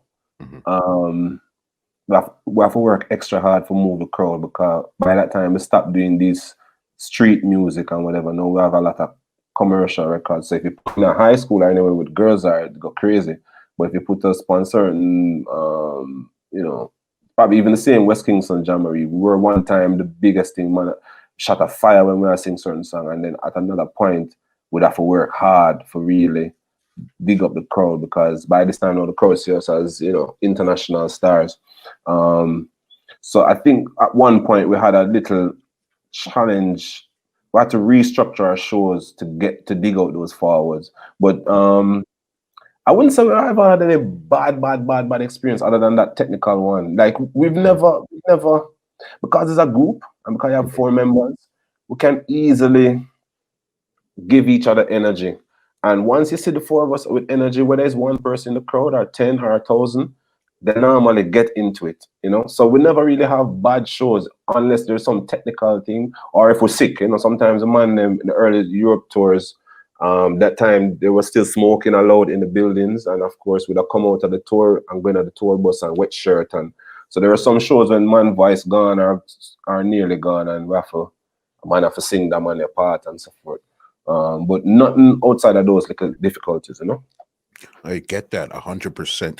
And was there ever a situation where you guys would be arguing backstage and they say next T.O.K, and 3 minutes later or 5 minutes later, you guys got to get into show business and go do this show, come off stage and get right back to arguing again? Yeah,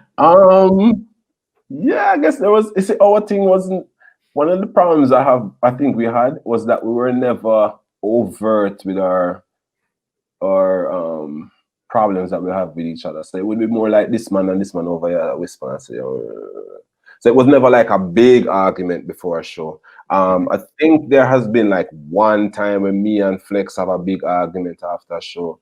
I think there's one time with Craig, and like there probably a one time with everybody, but it was never like a big group cuss. We never had that. What we would do is after the shows when we drive it, like as a matter of fact, not after the show, everywhere we were going, anywhere we're traveling, once we're in a bus driving from the airport to the venue or the airport to the hotel or anywhere we're driving or to the radio station, we were always arguing. We're always not on the same page. Yeah, we're strong people, strong-minded people. We have different opinions, and we also have different take on each other. So a man might know me and say, "Yo, so BayC go and so or whatever." So there were always fundamental differences between us, and it would come out in like strong debates over any topic. Anything I bring up, we would have strong debates. But we were never the type for be cussing each other. And I've like lost some of bridging them, but when you say lost them link up, I'd be a BC and RC them and tell them one another. But them just do it almost like it's a joke, and then them can get back on the stage. And if we were to tell each other about them level of cussing, man would have vexed for years. We're not really talk rude to each other. You know what I mean? We have strong difference of opinions, but we always have been respectful of each other and how we speak to each other. That makes sense. This is a two-part question. When would you say was the pinnacle of T.O.K, and when would you say was the lowest point in the group's career? I would say the pinnacle was 2006, 2005, between 2005 and 2006. Footprints, I would say, is the peak of our trajectory in terms of releasing hits. I think we have not surpassed Footprints since 2005 when it came out 2004. So I would say that's a peak of our musical releases. But how music work is, you can have a peak record and then you get the spoils of it even years after.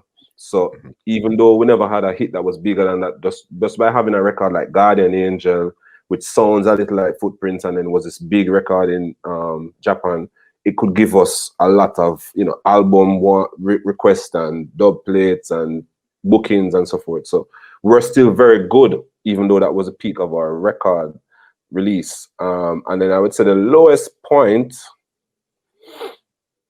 the lowest point for us, I would say the lowest point is when we broke up in 20, and I don't like to use the term breakup, but like when we paused or when we took a hiatus or, you know, or we paused what we're doing as a collective.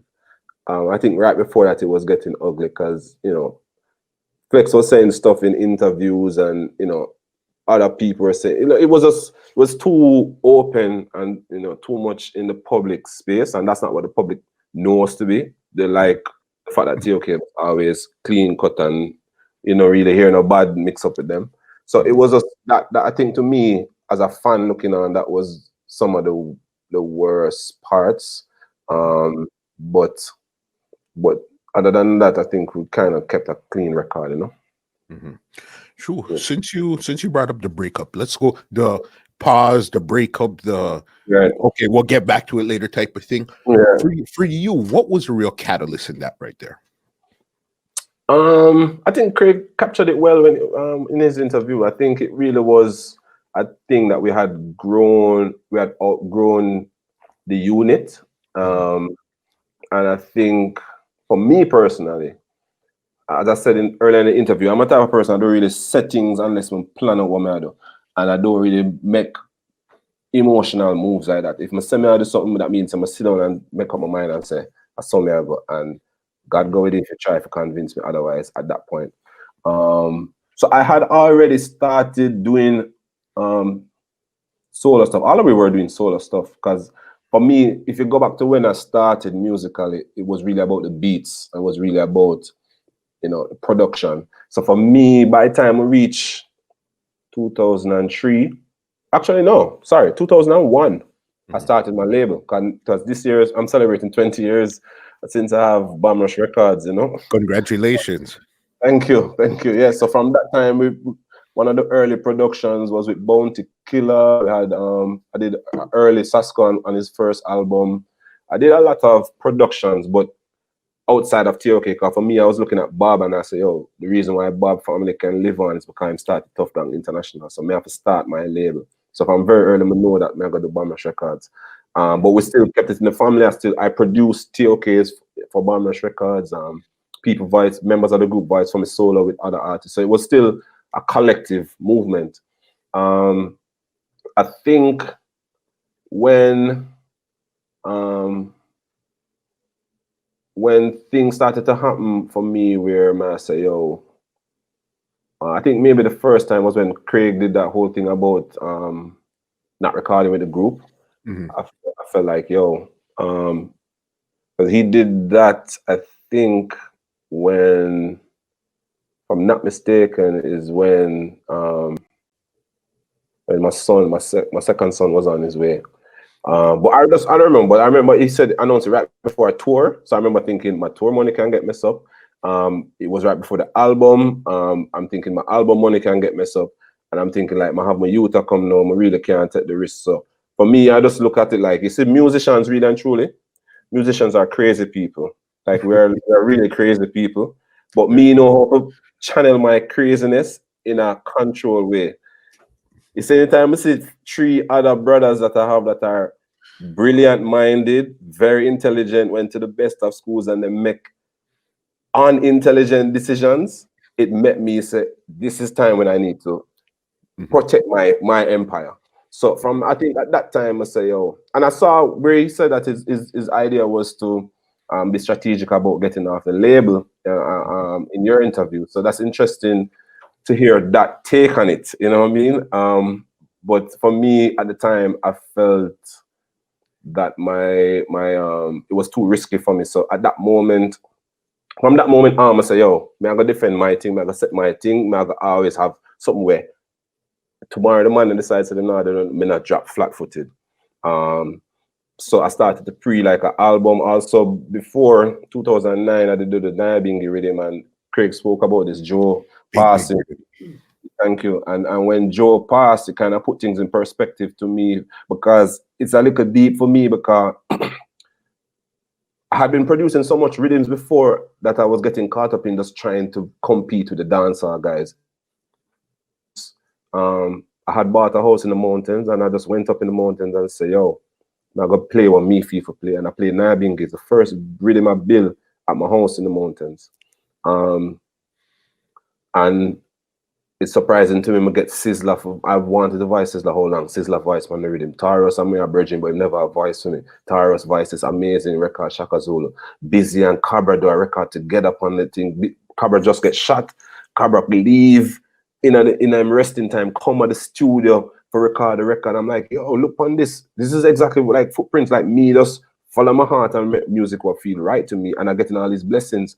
So when I said I go to the launch, at the time, Raging Fire was just coming up, and Raging Fire had this thing named Wiki Wacky Beach.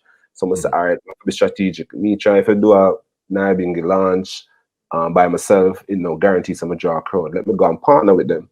So I'm a partner with them and do them thing, and then we would close off the night with the Naibingi launch. By the time we're ready for do the launch, first of all, I'm nervous. Despite being this big artist and whatever, I'm nervous how much support I'm gonna get. So I was messaging everybody the day and say, yo, remember some thing later, whatever. And Joe was the only one who messaged me back and said, yo, you think I got shot, dog? Don't worry yourself. And I remember after I was thinking to myself and said, oh, little Joe can be so confident in me. I mean, I doubt myself. I mean, I say, yo, I'm writing back and say, yo, give thanks for you don't even know how you strengthened me up in that moment. So we come now at the launch, boom, boom, boom. We know that he's sick like from a year before, 2 years before, because he had a bout before, but we thought it was cool. So the police now come here and say, boy, them are going to lock it off because it's after hours and whatever. So we reach a decision now where we can't do a full launch where everybody's going to come and sing their own song. We have to bomb rush it like the label and just do like a line, everybody do a line. So my artists come out sleep. I tell everybody, one verse, chorus, out. Because I want to make sure that I get the Conscience and Taurus in. Them would be the last artist. So T.O.K started first, one verse, chorus, then Sleepy come in, one chorus, verse, then Monster Twins, one chorus, verse, and Shane, I think, and then Little Joe come in, and him sing a verse, and him say chorus, and I turn to, you can watch the video, I turn to my artist Sleepy, because he was the one letting up the artist them, and I say, let up Shane know, and him say, and him look for me, Joe look for me, him do a dance, and him turn around and look for me. And in a minute, after I said, Shane, I say, all right, no bother, sing out your song, youth. That's the last time the man get to sing. He was the only man on the stage where get to sing out the entire song in the 3 verses. Crazy. And the next morning now, so when him leave, when we don't know everything and Taurus come up on everybody and we close off, Taurus said to him, say, yo, something to him, and him say, yo, I'm ready for live, I'm ready for life. And that him said the last thing to Taurus. So the next morning when we hear say him at the hospital, and then by the afternoon we hear say him dead, it really shake me. It really shake me. And then Sleeping on my artist look at me and say, yo, bro, but you don't understand. Suppose you never did give him the whole of that song for singing. You can imagine how you'd have feel now. So you actually give him that last dance. You know what I mean? You give him that opportunity to do that last performance. And it just put things into my head, my perspective. Like, it just changed my whole outlook. Like, man, now we're at the second day of the year. I've already recorded 5 songs since the year start. Okay. Record 3 yesterday, record 2 today, and depending on what time we're done now, I might go and do a next record. You know what I mean? Yeah, that's how serious I am and militant I am to creating and make sure that you record something that, because if you don't capture it, then it can't, even if it's later down the song where you take it up, or somebody where capture it and say, yo, that bad, and turn it into something, you must always capture your creativity as soon as you're inspired. That's why I have a microphone right now if I need to record something. And that's kind of where I was like, yo, I have to just do me and record music. I'm all for recording with the group, but I can't hold back the other set of creativity that's coming out in me. And so there was that thing when Craig did that, and it kind of fueled me more to do what I was doing. And then in 2015, when Flex really said that he was leaving, I'm like, yo, I came back to hear my voice saying, yo, my father's voice saying, yo, you know, you know, no background for nothing, you know. So for me, it's like, if the group is shattering, let me just stand up as my own boss. Now, I'm not gonna be there with 3 of us trying to do what T.O.K was with 3-OK instead of T.O.K till it's 2-OK, then it's just not okay. You know what I mean? Like, for me, it's just like, nah, let me just go do me. Let me just go do me. And it was a heated discussion, that breakup, or that falling out. And I was definitely the one who said, yo, like, I'm out, you know, and just leave the WhatsApp group. And I was just like doing my own thing for a long time. And it was really, really tense at that moment, because the Jamrock cruise was, I think, one of the last shows we did as a group. It was a cruise for 2015, I want to say. By this now, it was announced, because by this time I had done the on-stage interview, so everybody heard my side. People know Flex was out, and I think in the other members, I think Alex and Craig probably really felt stranded, like left abandoned, you know, because just out of nowhere, they never see that coming. But I had to do that, and it took us a little while to get back to a civil place where we could meet, and because I had a heart-to-heart with Flex and Alex I was well, and it was just like, yo, this is how I felt, this is where I am, it's all love. Like, Alex's brother is tattooed on my arm, you know, like, Okay. Alex will always be my brother, Flex will always be my brother, Craig will always be my brother, and then families will always be my extended family. But how I look at it is like, yo, if 4 brothers live together and we have one house and everybody have a room, and we are try build this house, and you know, we build a next room and you extend your room a little bit, and you have a nice house now, a big house now, every man have them quarters. And then a little bit after that, me get a girl now and me get a youth now. Me I go on go build my own house. But it don't mean that I have to tear down the house that we grew up with as brothers. It just means that I go build my house, and every now and again we might want to come back at the house and eat a dinner, you know, eat a food in the family house and gone. So that's kind of how I look at it. Like, we had to evolve, and it's been the happiest time of my life, actually, to be on this solo journey and just to have a total autonomy and accountability for my creative journey. But yeah, the transition was a little ugly, I think, a little awkward for us, you know. Yeah. All right, because even you as a solo artist now, because remember, you're part of T.O.K, and I know sometimes being a group you could get swallowed up, so you don't really have your own identity as BayC. We hear the name, you know, but you don't Right. really have that identity. So how hard was it for you to now re-establish yourself now as a solo artist opposed to T.O.K, that brand now? It was very, very hard. It was very, very, very hard. And I would say, I think if I didn't have a stoic personality and a person who had a plan and understand what I had to do, I think I probably would have lost faith, because I knew specifically that I had to rebuild, and I knew specifically that even though I have this asset or this wealth of experience and knowledge and history to verify me as a legend in the music, I knew that I had to strip myself of that and rebuild from scratch. So what I did was follow strict principles. I set a 5-year plan, so I knew where I wanted to be at 2020. So that gave me the stability. So even if me not fully I get the response I want to get in the first 3 months, I know that it's not about these first 3 months, but it's about 60 months. You know what I mean? I also broke that down to 2-year, 1-year goals. So I had an annual goal from when I went solo. I knew what I wanted to do in terms of my first album, because what had happened was when I was recording Naya Bingi Rhythm, I was in the spiritual space. I had written a song called Holy Temple from 2010. Big. Thank you. So from 2010, I had that record, and I knew that when I go solo and when I drop an album, this is what it's going to be. That time we recorded a song named The Voice, and we went to Israel to shoot the video. I had written Holy Temple, and I had written another song called Better Must Come. I started to play the guitar a lot more now. Okay. So we're still as a group, you know, we still are a group. And we went to Israel to shoot the video. And the producer, the director is a youth named Benjamin Litsky. We meet him through our booking agent. And I'm downstairs playing Better Must Come, and him walk down and just start record. And I was just very impressed by anybody who don't wait for us not them to start record. It means that they're more about the creativity than anything else, you know. So I'm recording it. He recorded it, and when I'm done play it, him said to me, "When you finish that song, when you record that song, I want to shoot the video." I'm gonna say, "You just remember you said that to me, because I'm gonna hold it to that." I had written 2 verses of Holy Temple when I went to Israel. Before I went to Israel, it's by the time I come back, but right, the 3rd verse specifically about my journey. So the 3rd verse will say, "Went to the mountains of Jerusalem, from the borders of Bethlehem with 3 kings and Benjamin."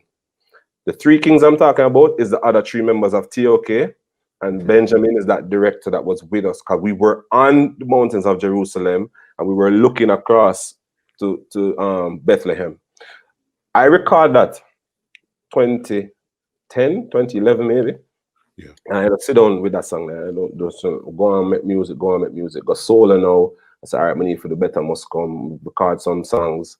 By 20, when we know someone want to do an EP first, I drop the EP. Benjamin, by this time, I'm Benjamin cool, so Benjamin flies to Berlin where I'm at now and shoot 2 videos for me for Eye for an Eye and Better Must Come. So, yo, things are falling into place. Exactly. This is 6 years later, but me know how it had to fall into place. Like a year later, I send him my final album for Holy Temple. I'm gonna say, cause by this time now he's like the person, my first option for visuals. Somebody I met 7 years ago. And I just listen to songs and tell me what you think. And they message me back and say, yo, that song name Holy Temple, bro. That song there bad. I have to shoot that video. I'm gonna send him a voice note and say, bro, you see that third verse? I was talking about you from 7 years ago. And I knew that you would love this song. And I knew that you'd want to do this video because I speak it into being from 7 years ago. See? Then now, I say, yo, I'm coming to Israel and we're gonna shoot the video in Jerusalem. See? And it so happens my pops end up saying he's on a spiritual journey too. So even though we fell out 20 years before for me doing music, by this time now we're close. And him saying, fly with me. As a matter of fact, he really gave me the trip as a gift. So it's really him. I should have big up because he's the one who coordinated the flight and over there. Big him up because I make me fly first class go to Israel, you know what I mean? And then when we land now, it so happened that when we're ready for shoot the video, Benjamin saying, yo, why don't make your father play the priest in the video? I said, what? Whenever I think about it, and Pop say, yo, I'm ready. So the video and the song become this connection and almost closing a loop on so many different things. It's closing the loop on that connection with my father from starting music to having my first solo album, him playing the lead role in the title track. It's also the full circle with Benjamin because he said to me, I'm going to shoot the video for you. I'm going to say, you just hold on. And I bring that back to him. And also for me, it was a spiritual album because I knew that I don't have a big label behind me and it's not going to be a commercially successful album, but it was a critically acclaimed album because it was me standing up as my own artist and saying, this is my identity, this is my spirituality. And for me, I know so I'm going to end up coming with dancing music and party music, but just like if you're going to eat a meal and you say a prayer first, I wanted my first thing that I released to be a spiritual thing to identify who I am, and then now we're going to work on the new album and take it back to the vibes of dancehall.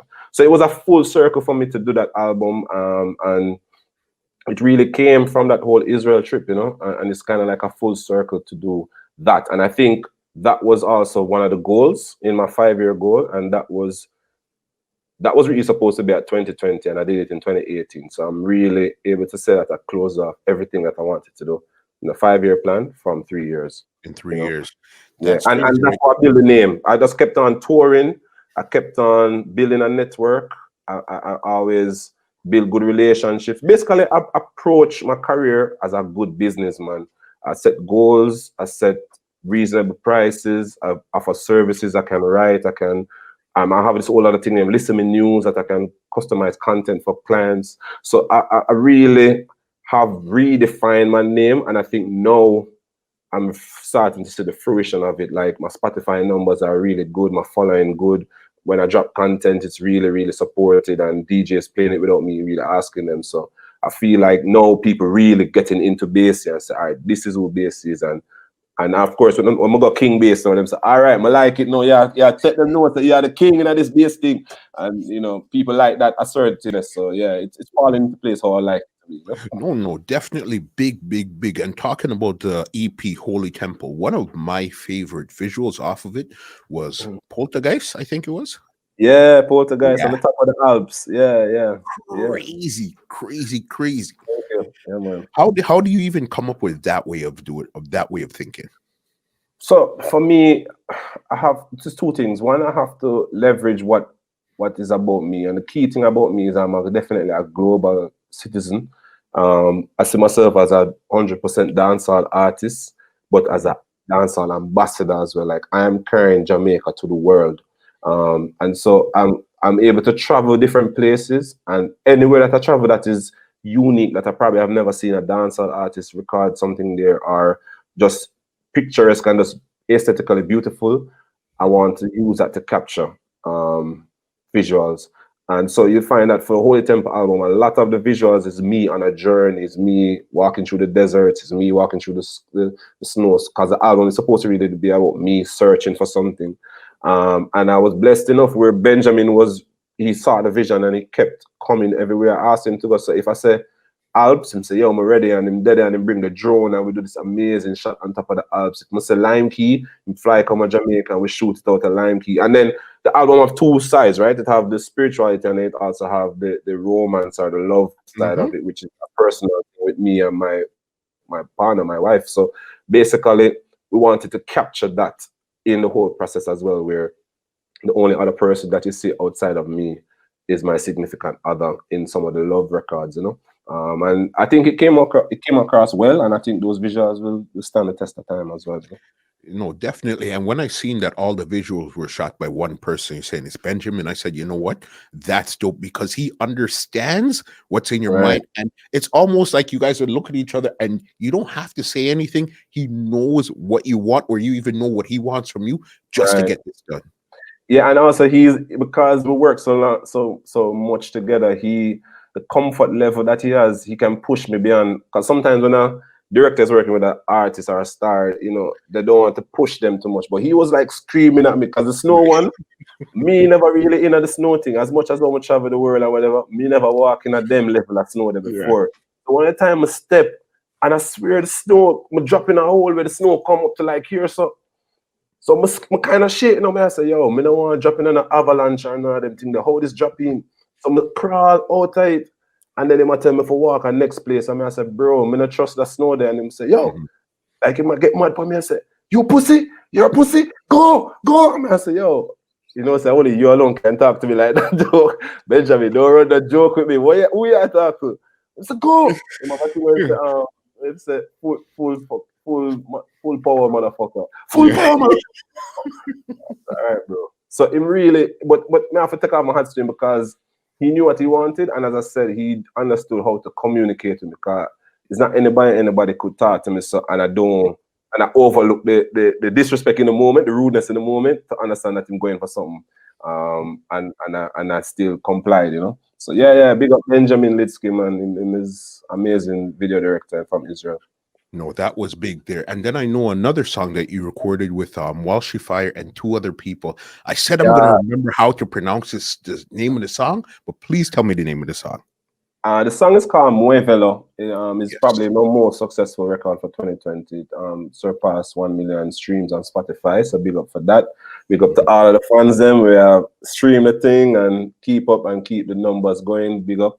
Mhm. Yeah, big up to Walshy though, because Walshy is part of Major Lazer, but he also does a lot of other stuff. He's super busy, super talented.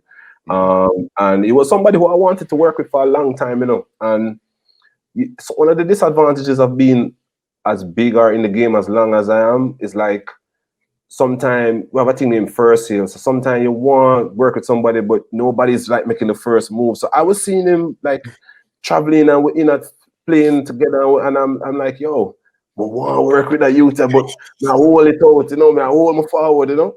And I think somewhere along the line, I think probably on a WhatsApp, I just say, yo, if you don't make a move, nobody not gonna make a move. Somebody just send him a voice out and say, yo, I want to work, you know, anytime you have nothing, just let me know, because I'm willing. And say, oh, I'm so happy you said that, because I have so many beats and I don't have the right, and your voice would be perfect. So I did a few records with him, with third party producers or him and somebody else. Um, and Muevolo was one of the earlier ones, and you know, Tribal Kush came on as the person, so I think did the beat, and DJ Moyes as the producer and the record label. It's just more powerful when you have so many different people that are passionate about working together. So yeah, the record really did well, and it continues to grow. And for my new album that I'm working on now, we're definitely gonna have some more of that flavor on the project, you know. Yeah. Definitely. And I know another one because it seems like you're heavy in the European Yeah. dancehall type of scene, which Yeah. another one that you had put out was they can't do it like we do. Yeah, like we do. That one is pretty recent. Like we do came out like around October, but it's Mhm. really doing well for the since it came out.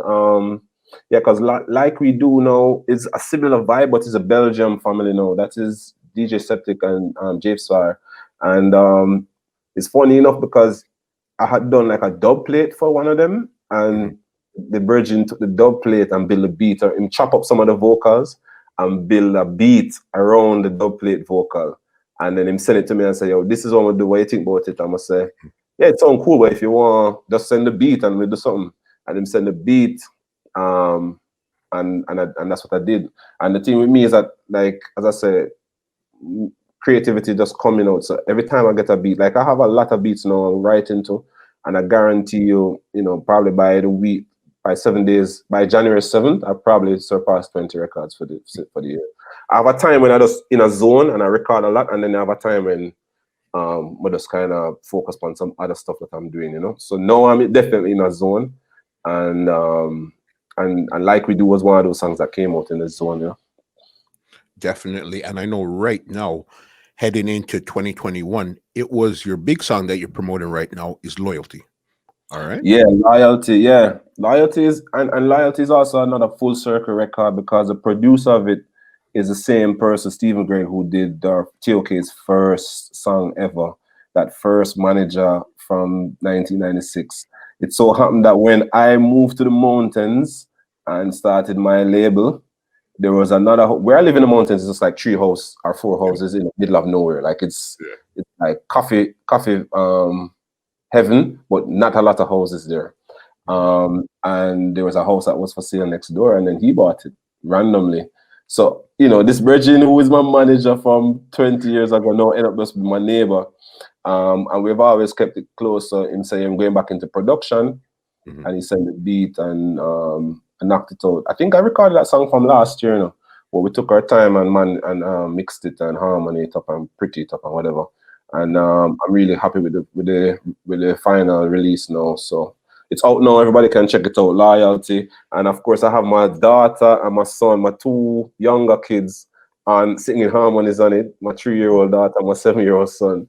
So it's a joy for me. And of course, it's a very personal record. Like I talk about my family and how we grew up and some of the experiences. And I also shout out T.O.K and show loyalty to them. So it's an interesting record that people should check out. Just the whole loyalty that I have to the game and to my family and my friends. Talking about full circle moment, because you brought up your father a couple times well in this conversation. Mm-hmm. One really full circle moment I could say is when you put up a picture on Instagram, say that this was one of your proudest moments when they were at the launch of the EP for Holy Yeah, Temple. yeah, my mom and my dad. Yeah, because um, you know,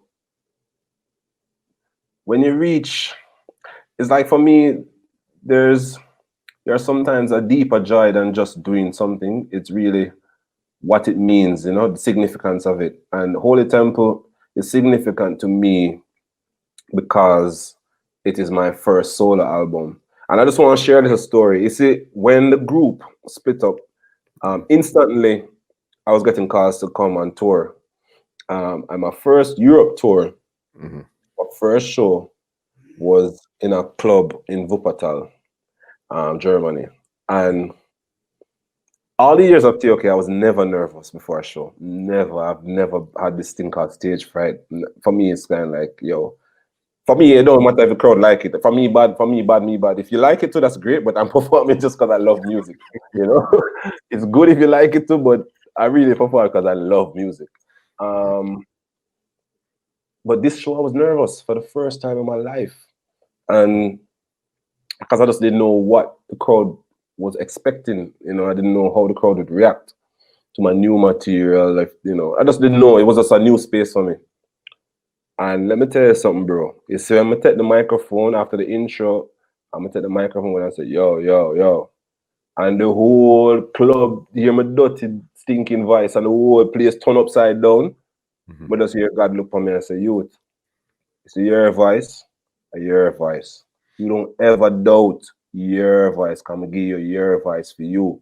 And I felt like, yo, I had gotten so caught up in offering of being 25% of 100 that I had forgotten my 100%. That's exactly what I feel, and I still feel it to this day. Like I had been so used to contributing to some magic, to something that's really amazing. Like, it's the T.O.K legacy is amazing, but I had got so used to just doing a verse here or just being a part of it that I forgot that my voice is a hell of a voice that people love for me. And that was one of the things that made me very confident moving forward that the BayC brand will stand up, because as long as I have my voice and as long as I can DJ on a rhythm, me will always stand out. Cause when you hear me, you know that's BayC. That's one of the blessings that I have. I've signature. I have sound signature. So to come full back to that now, it's like to do an album now and come up with a solo album. It was another step from that journey and that self-awareness. And then to have my parents there, it meant a lot, because my mom really was my only supporter amongst my family. You know what I mean? My mom was the one that was saying, boy, I know you're serious about this thing, but maybe you should just get a little degree first. When you get a degree, then you can do it. And I said, mommy, listen, what I said. This is what I do from 14. This is what I'm doing. So for her to see me come out with my project solo, maybe she herself was wondering if we go solo, how it will go. Cause by that time she done see T.O.K so amazing. So she probably was wondering like, can he really stand up on his own? And so for them to see that and to be a part of that was really, really cool. And the proudest moment also before that was to carry my mom on tour in 2017. Like I carried her on tour, and of course, she hears some bad word which she never knows. Her son mouth so dirty. When they get mad with the crowd, I say, yo, turn up that. You see me? But at the same time, it was amazing for her to see 5,000 people just move into everything. And I'm like a maestro. I don't like to toot my own horn, but I definitely can perform. I'm in control of the stage. I'm in control of the audience, and I carry them on a musical journey and an emotional journey.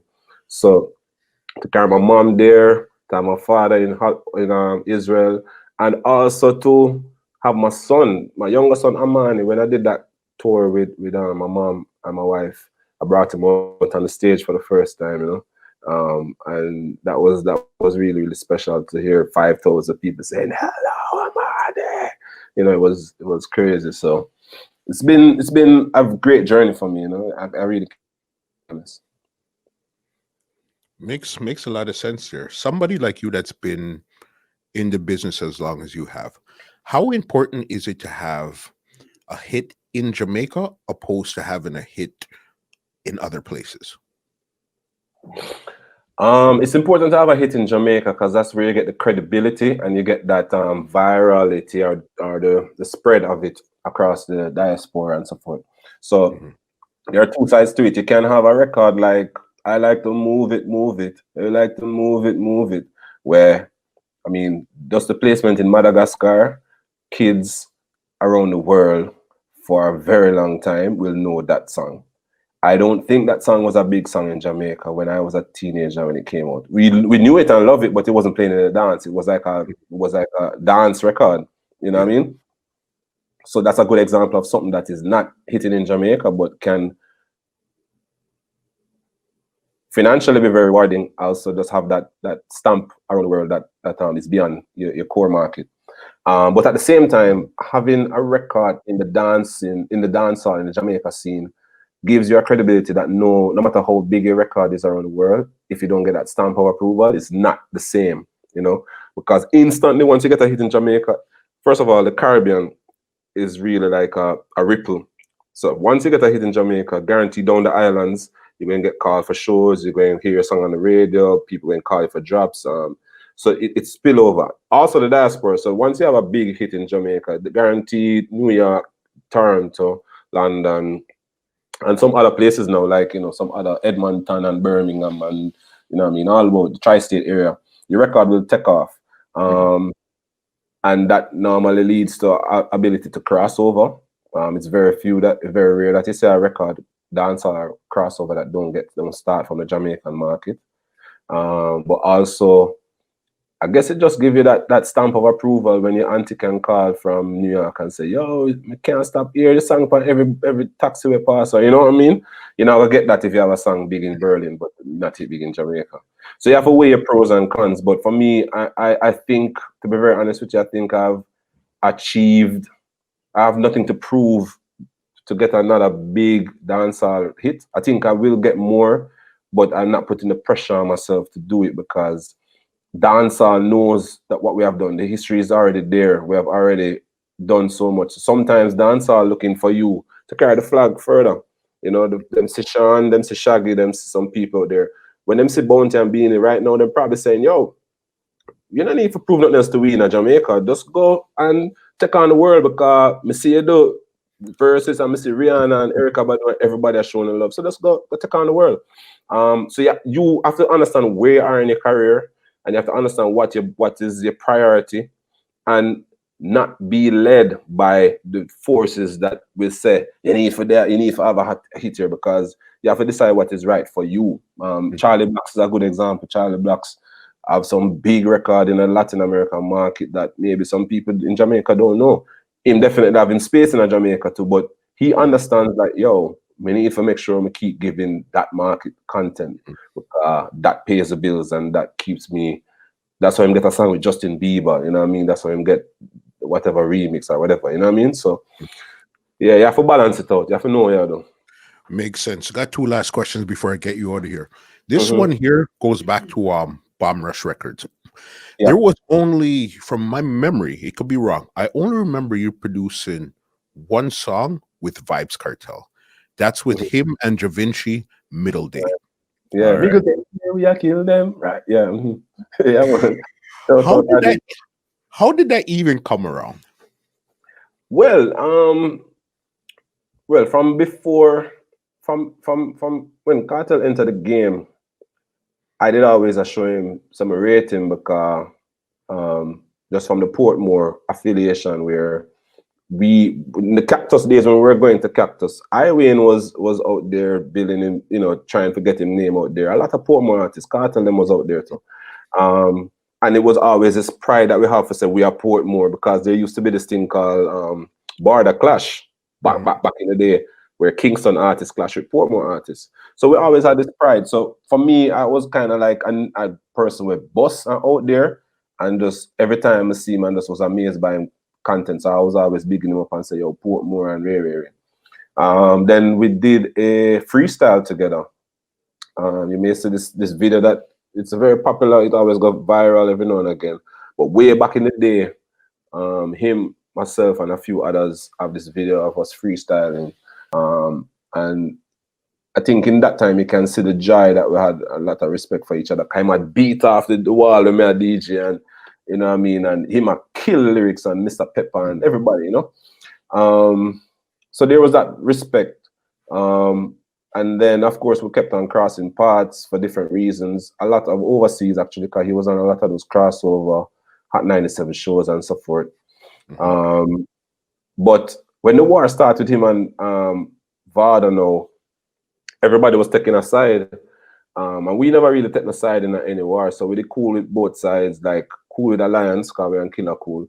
And we don't have no problem with Portmore brother Bill out Timona Empire. So the link was there, but from years before when he just came out, he had said to me that he want to produce something for him. Like I did talk to him and him say, yo, anytime you're ready, let's link me, man. So we already have that understanding that something could be done. But when in the middle of the war now, when they build this beat, and the beat, it just sound like war. We call the rhythm war trumpet. So I'm gonna say, yo, man, I'm gonna link him, I'm gonna circle him. And what was interesting, he's such a witty person that before that, he had just come out with Vybz Rum, and yes, we had placed it. We had a video called Supermodel, and we had placed his alcohol in the video, like drinking it and something crazy with it. And I don't even remember that when me I go link, it's not like we do it for him to be strategic. It was just like we are support our brother, we have a drink, we can put any other buckle, why not use his one? So when we go link him for voice now, he said, BayC, I like the promotion, you know. I'm say, we do. And him say you have 4 solid shots, no pun intended, because we say solid as a rock. So him say I see 4 solid shots, no pun intended, in the video really. And that's what I say, yo, you know, say this youth is very entertaining with his way he's a wordsmith, and his poetic way of doing stuff. So, and by that time, my Beamer was also have license plate solid. So when him say 4 solid, in playing and words, and then him say, yo, make the singer choose a rhythm, man. And I played some beat, but War Trumpet was the one singer find the hook. And him just go in and knock it out. Him really knock it out in no time off of the top of him head. And then when him finish, him do the intro, him say, yo, BST. How some boys are FST. Then we're going to chat like food from PSG. Do got PSG. So it was cool. It's one of the artists that I'm rate. So to get a production from him was cool. And then little after that we did the Movada and Chase Cross. And yeah. Big there. And that was the only song that you've actually produced with him. Mm-hmm. That Any one was reason why, or it was just one of those things? Well, Movada is a person where, for me, I've never really had the ability to sit down and produce a lot of songs with him. He was someone who was always on the go. So what had happened was I had left the beat by Steven, and I was messaging him because he said that he would have recorded. He said that him would have want to record on the beat, so just leave it by Steven. But I was still linking him. And then one day, I think by accident, I walk in the studio when he was there. So I said, BSC, so you suppose the voice for him. I say, yeah, but the thing I'm an artist too. Because that's the good thing. Because I'm an artist, I totally understand when people are a little busy. So him say put it on and him start singing and him say, him sing him song from the rhythm. None of they no read McCoy. I sing they no read McCoy. Burning up. I'm so burning up. Then say shoot to the star, I know me no fire. And and then I left. He was tired, he left, and then I left and he recorded the rest of it, brought in Chase. Say more and put Chase on it. I say, yeah, sure, bring out to you. So similar to how Kartel did one with his artist, Movada did one with his artist, and that was a Spitfire rhythm. But I'm still interested in recording more stuff if the opportunity presents. Every day we have ideas, so just a matter of time. BayC, this conversation has been so crazy. I know factually I could have took this conversation. We could have gone down the entrepreneur road. We could have gone down the media road. We could have gone down the health road. There was so many roads we could have gone down. But I said, you know what? I'm going to try to keep this as musical as possible because I think somebody like you has a lot to say. And we've known you from T.O.K days. Yeah, we've seen that. But there's also a lot from outside of that too that we didn't really know, that I think something like this, focusing on music, would have been the best approach to do this here. Yeah, man, I appreciate it, man. I appreciate it. And also, it's a joy for me to go down the memory lane because it's platforms like this allow me to share the facts with the fans. And I'm a person also a fan. I watch these kind of shows to get the inside story of records. So it's a joy to share that with the fans out there. So yeah, man, give thanks for the opportunity. Thank you. Very last question before we go. What's your thing there? What do you miss most about being in a group opposed to being a solo artist? What I miss the most is the ability to not do everything yourself or not be accountable. It's very easy to say, yo, man, your fault, man, because you know what I mean? It's easy to blame the other person, but when it's your show, you can't blame nobody but yourself. So I miss the ability to share in the creative process, share in the planning process, and also share if it doesn't work out, I miss that. And I think also, I don't think I think about it enough, but when we do link up, that's when I realize how much I miss us joking around. We have a lot of laughing moments and inside jokes, and those it's nice when we link up because we do reunion concerts regular. I shouldn't say regular, but once in a while. And when we do link up for those reunion concerts and start remembering those inside jokes, it's always a joy. So I miss that. And I also miss the ability to brainstorm with others to plan a mission and we work towards it. That is something that I like with the group, but I don't know how it's going to sound. But if I had to choose, I'm happy where I am now. Where with more responsibility, you have also the opportunity to steer your path, and navigate it accordingly. And sometimes when you want to go so and somebody want to go so and next person want to go so, it kind of mean that you're kind of in between. So you don't really get to. And at my age and where I am in the game, I'm appreciative that I'm able to just do what I want to do and create what I want to create and sing what I want to sing. And you know, my spirituality is individual. So not everybody might want to sing a Rasta song, but I can sing a Rasta song now because it's all about me. If I want to get up tomorrow and go to get a degree in law and become a professor, I won't think that I'm holding back the other group members by not being there all the time because I'm full control. So it's a price to pay, but I really, really appreciate it. And I also appreciate the fans that understand, because some of the fans them wasn't feeling it at all. They were like, yo, I don't want to hear nothing about no solo. I want to hear T.O.K. So it took them a little while to say, all right, I get what you're doing and I mess with you, you know? Mm-hmm. Yeah. Big. They want to check out what you have coming up for 2021 and beyond. Where could they check you out on social media and stuff like that? Well, BayC Music is I'm gonna do a shameless plug. I seen it. I just needed you to show it to us. I seen it.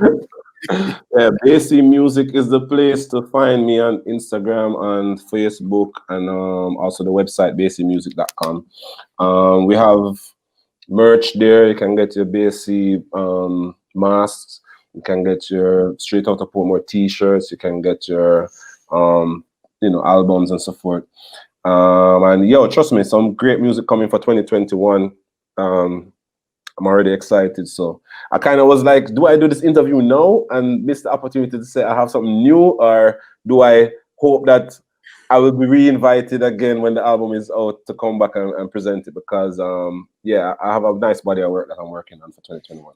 Well, okay, let's just put it right here. We did this. You've been re-invited when your new album comes out, so we can do it again.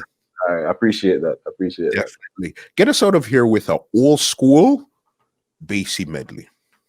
All right, we started like this. Many rise, many drop, but we solid as a rock. Them did think we would have flop. Entertainment, we solid as a rock. Many try to test that, but we solid as a rock. We looking forward, never back. You know what? Hey, tell them boy that set. Bad man a bad man, fool is a fool. Gangsters don't take sorry nor just cool. Disrespect the family, you broke the first rule. Make we pop my body machine where we have up, but tell them it irregular. It makes up, yo, hey, my crew, my dogs, make rules, break laws. We represent for the lords of yards. I got alone, I feel up me. Hold on, enough boy I pose like a shatter.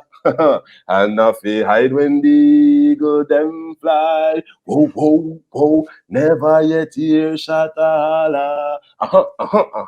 This is what it sounds like when the eagle. We have the fire up on the hip, 29 in a day. Them ready for all the Craigie T part that still, but you don't know the things that I want family. It's been a crazy, epic conversation. Your openness, your vividness, and as Craigie said, you're going to be the one to remember the dates, and you did not disappoint at all. Thank you very much. I appreciate it. It was a joy, man. I'm more success for the 2021 with your platform and the other interviews, and I'm there. I'm subscribed. I'm watching. Big up. Thank you 1000%. Let me give you an outro and get you out of here because this was epic. Well, ladies and gentlemen, this is Muscle, and this has been another Two Line Music Hut's Entertainment Report podcast, and we are out. This podcast is brought to you by www.twolinemusichut.com.